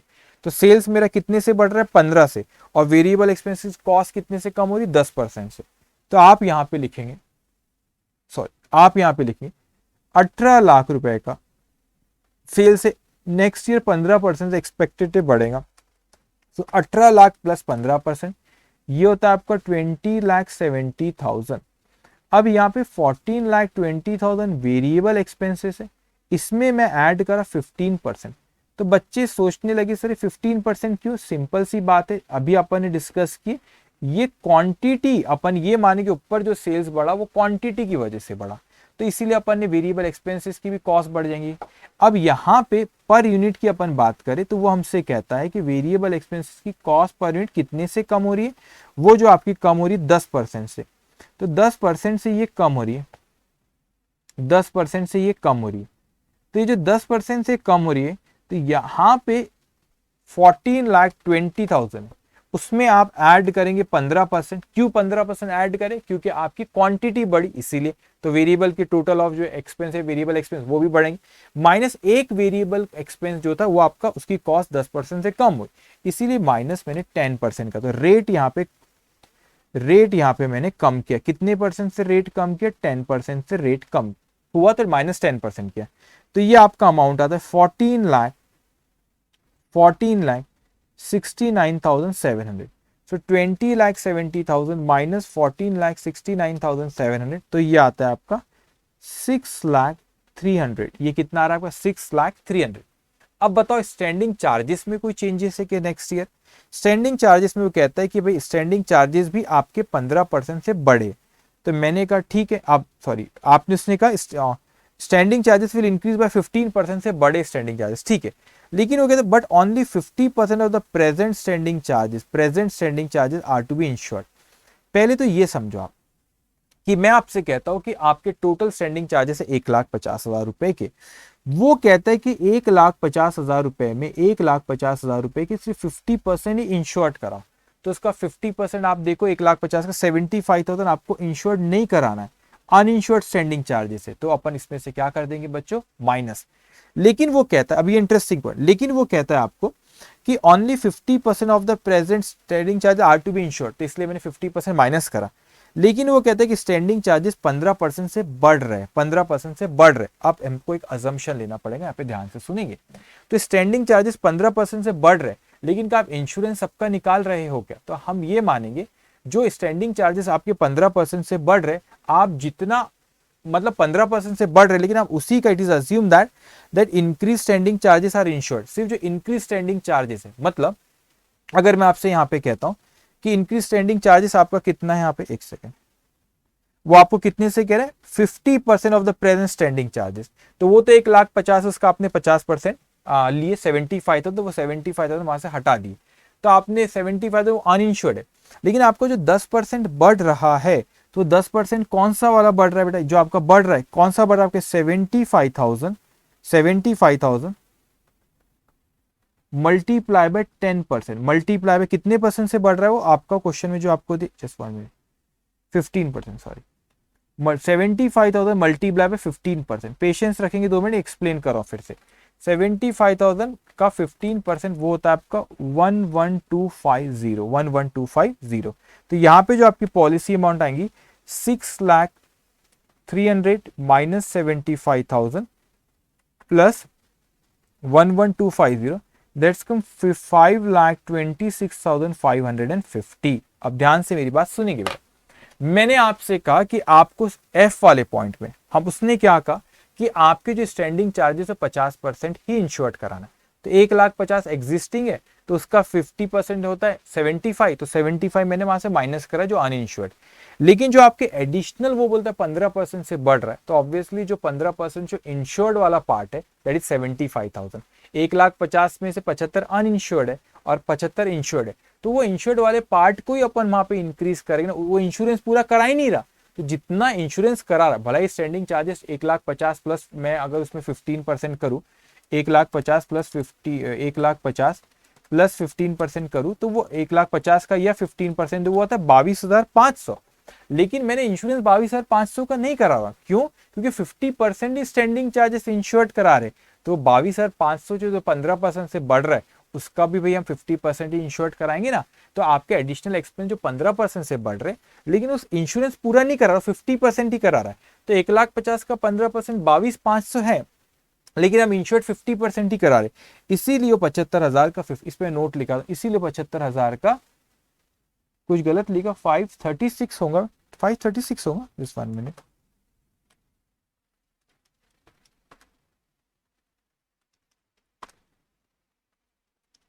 यस बेटा 536, ओके 536 550, थैंक यू।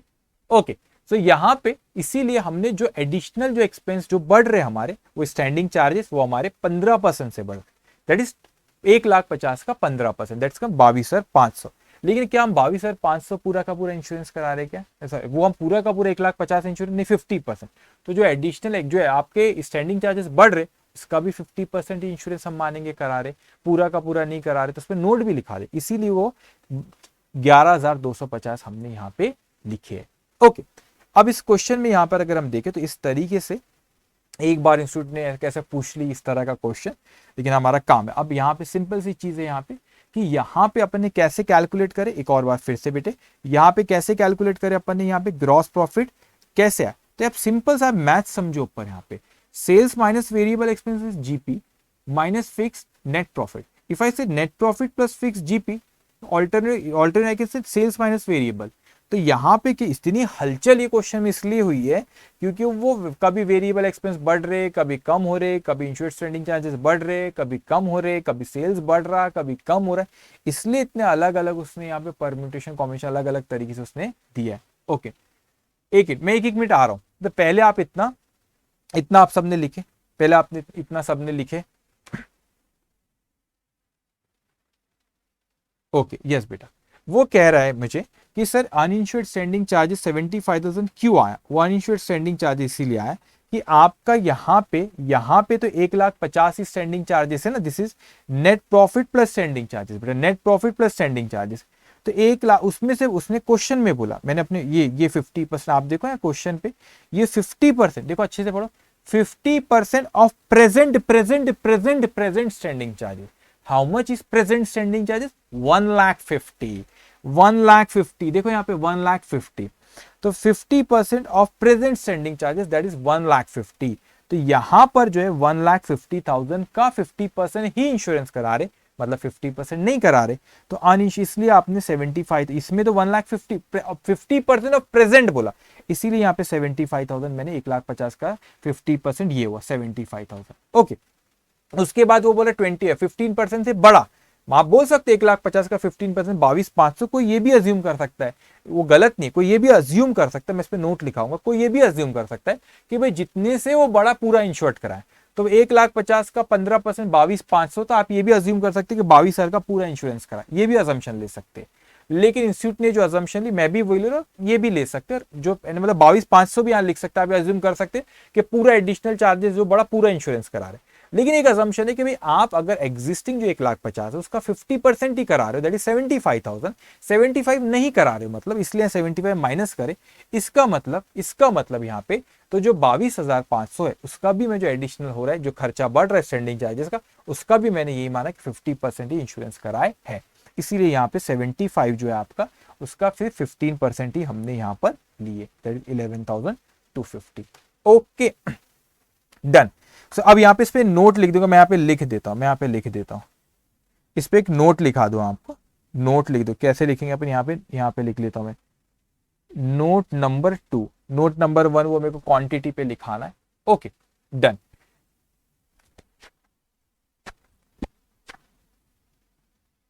ओके हाँ, अभी मैं आपको उस पर मैं आता हूं, 2 मिनट रुकना आपने, वो हमारे लिए रेलेवेंट नहीं है बेटा, हमने जो ये सेल्स माने, आपने जो वेरिएबल एक्सपेंसेस माने बेटा, इसमें कोई आपको नॉन ऑपरेटिंग इनकम थोड़ी ना, आपकी नॉन ऑपरेटिंग, ये सेल्स में कोई ये वाली जो इनकम है यहाँ पे, इस पे कोई नॉन ऑपरेटिंग इनकम नहीं है ना, इसलिए अपन ने उसको यहाँ पे वो नॉन ऑपरेटिंग इनकम को माइनस नहीं करे। ठीक है, ये जो आपको ये मत नॉन ऑपरेटिंग इनकम, तो सेल्स में नॉन ऑपरेटिंग इनकम लिए ही नहीं बेटा, तो फिर उसको माइनस क्यों करेंगे। ठीक है, अब थोड़ा सा पेशेंस रखो, थोड़ा पेशेंस रखो, मैं आपको कुछ नोट लिखा देता हूँ, फिर मैं उसके बाद कुछ और चीजें मेरे को कहना, डोंट वरी, पहले आप नोट लिखो अभी यहाँ। Okay, note 1, the above solution is based on the assumption that increase in sales is due to increase in quantity of sales. Alternatively, it may be assumed अरे भाई आप इसको लिखो, आप थोड़ा पेशेंस रखो बेटा, थोड़ा पेशेंस रखो आप, मेरे को एक बार पढ़ने दो ना, एक बार फ्लो पूरा कंप्लीट है फिर मैं पढ़ता हूँ आपका, डोंट वरी, थोड़ा सा पेशेंस रखो। Okay, alternatively it may be assumed that this increase is because of rise in selling price. In that case,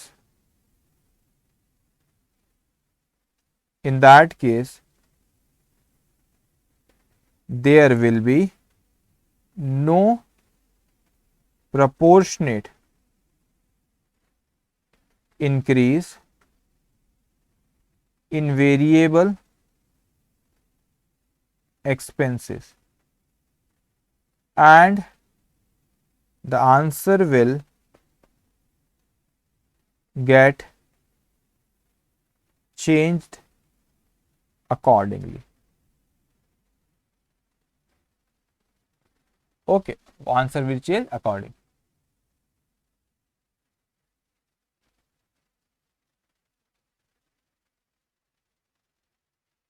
Okay. Second, यहां पे नोट लिखो आप, it is given in point F that 50% of the present, if 50% of the present standing charges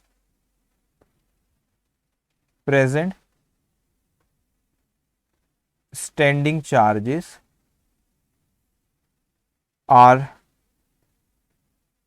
to be insured. It is assumed that in the above answer that 50% of the increased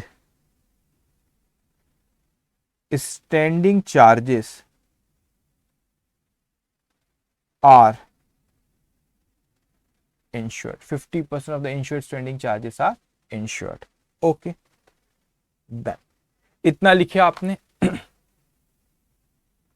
इतना लिखो आप लोग पहले।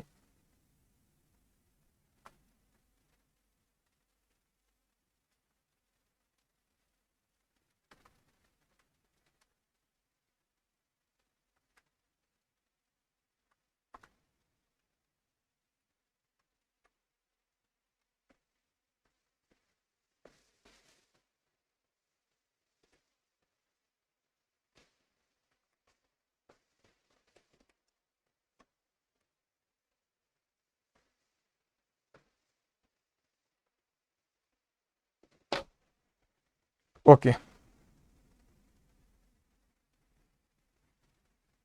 Okay, अब ध्यान से बेटा, अब यहाँ पे क्वेश्चन अराइज होता है कि सर आपने पिछले क्वेश्चन में जैसे कैलकुलेट कर रहे थे वैसे कैलकुलेट यहाँ पे क्यों नहीं करे। वो इसलिए नहीं करे क्योंकि यहाँ पे आपको जो नेट प्रॉफिट है वो आपको जो वेरिएबल एक्सपेंसेस है ना जो आपका, तो वो चेंजेस हो रहे, वेरिएबल एक्सपेंसेस बार बार हर इसमें अगर आप देखो तो हर इसमें आपके वहां पे वेरिएबल एक्सपेंसेस क्या हो रहे हैं आपके, बदलते जा रहे हैं आपका। सो आपका यहाँ पे नेट प्रॉफिट हर इसमें अलग अलग आते जा रहा है आपका।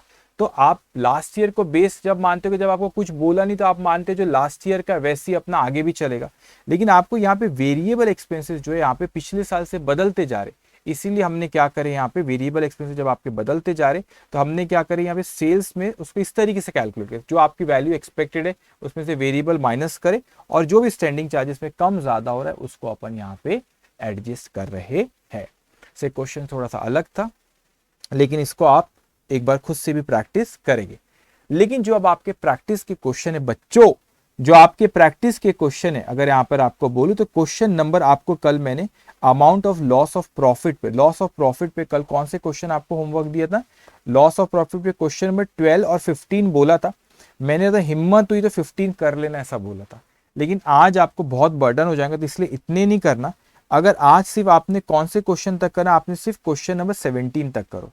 तो जो भी आपके क्वेश्चन नंबर 17 तक बचे हुए वही आप यहाँ पे कंसीडर करना, क्वेश्चन नंबर 17 तक सिर्फ यहाँ पे करना, उस जो भी बचे हुए। उसके बाद ये अमाउंट ऑफ पॉलिसी आपका क्वेश्चन नंबर कौन सा है, आपका क्वेश्चन नंबर 18 और क्वेश्चन नंबर 19 ये आपने कल कर लेना। कल मैं नेक्स्ट चैप्टर शुरू करने वाला हूँ, वो नेक्स्ट चैप्टर में हम कल नेक्स्ट चैप्टर शुरू करेंगे और नेक्स्ट चैप्टर में वहां पे या उस जब कल होमवर्क शायद ना रहे, पहले दिन हो सकता है शायद रहे भी, लेकिन आपने कल कर लेना। फिर 2-3 दिन बाद जब आप लोग को छुट्टी आएंगी तो उस दिन भलाई कर लेना आपने।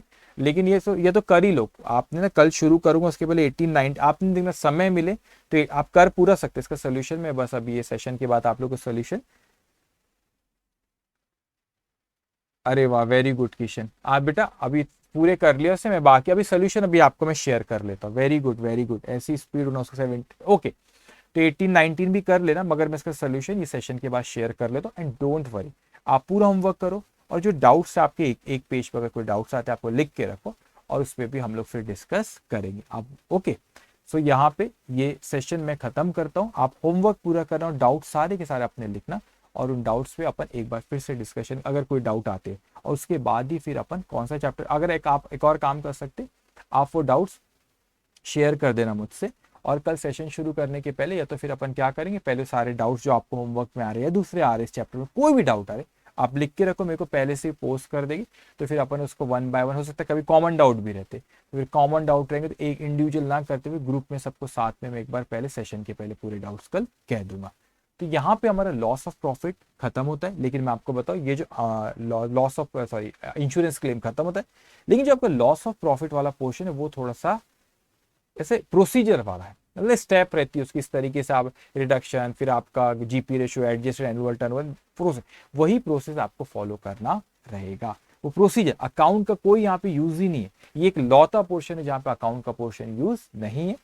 अकाउंट का पोर्शन आपने थोड़ा बहुत लॉस ऑफ स्टॉक में देखे, लेकिन अब नेक्स्ट चैप्टर से आप देखोगे that is from the accounting from incomplete record में जब शुरू करूंगा तो आपका पूरा अकाउंट का पोर्शन वहां पे रहेगा।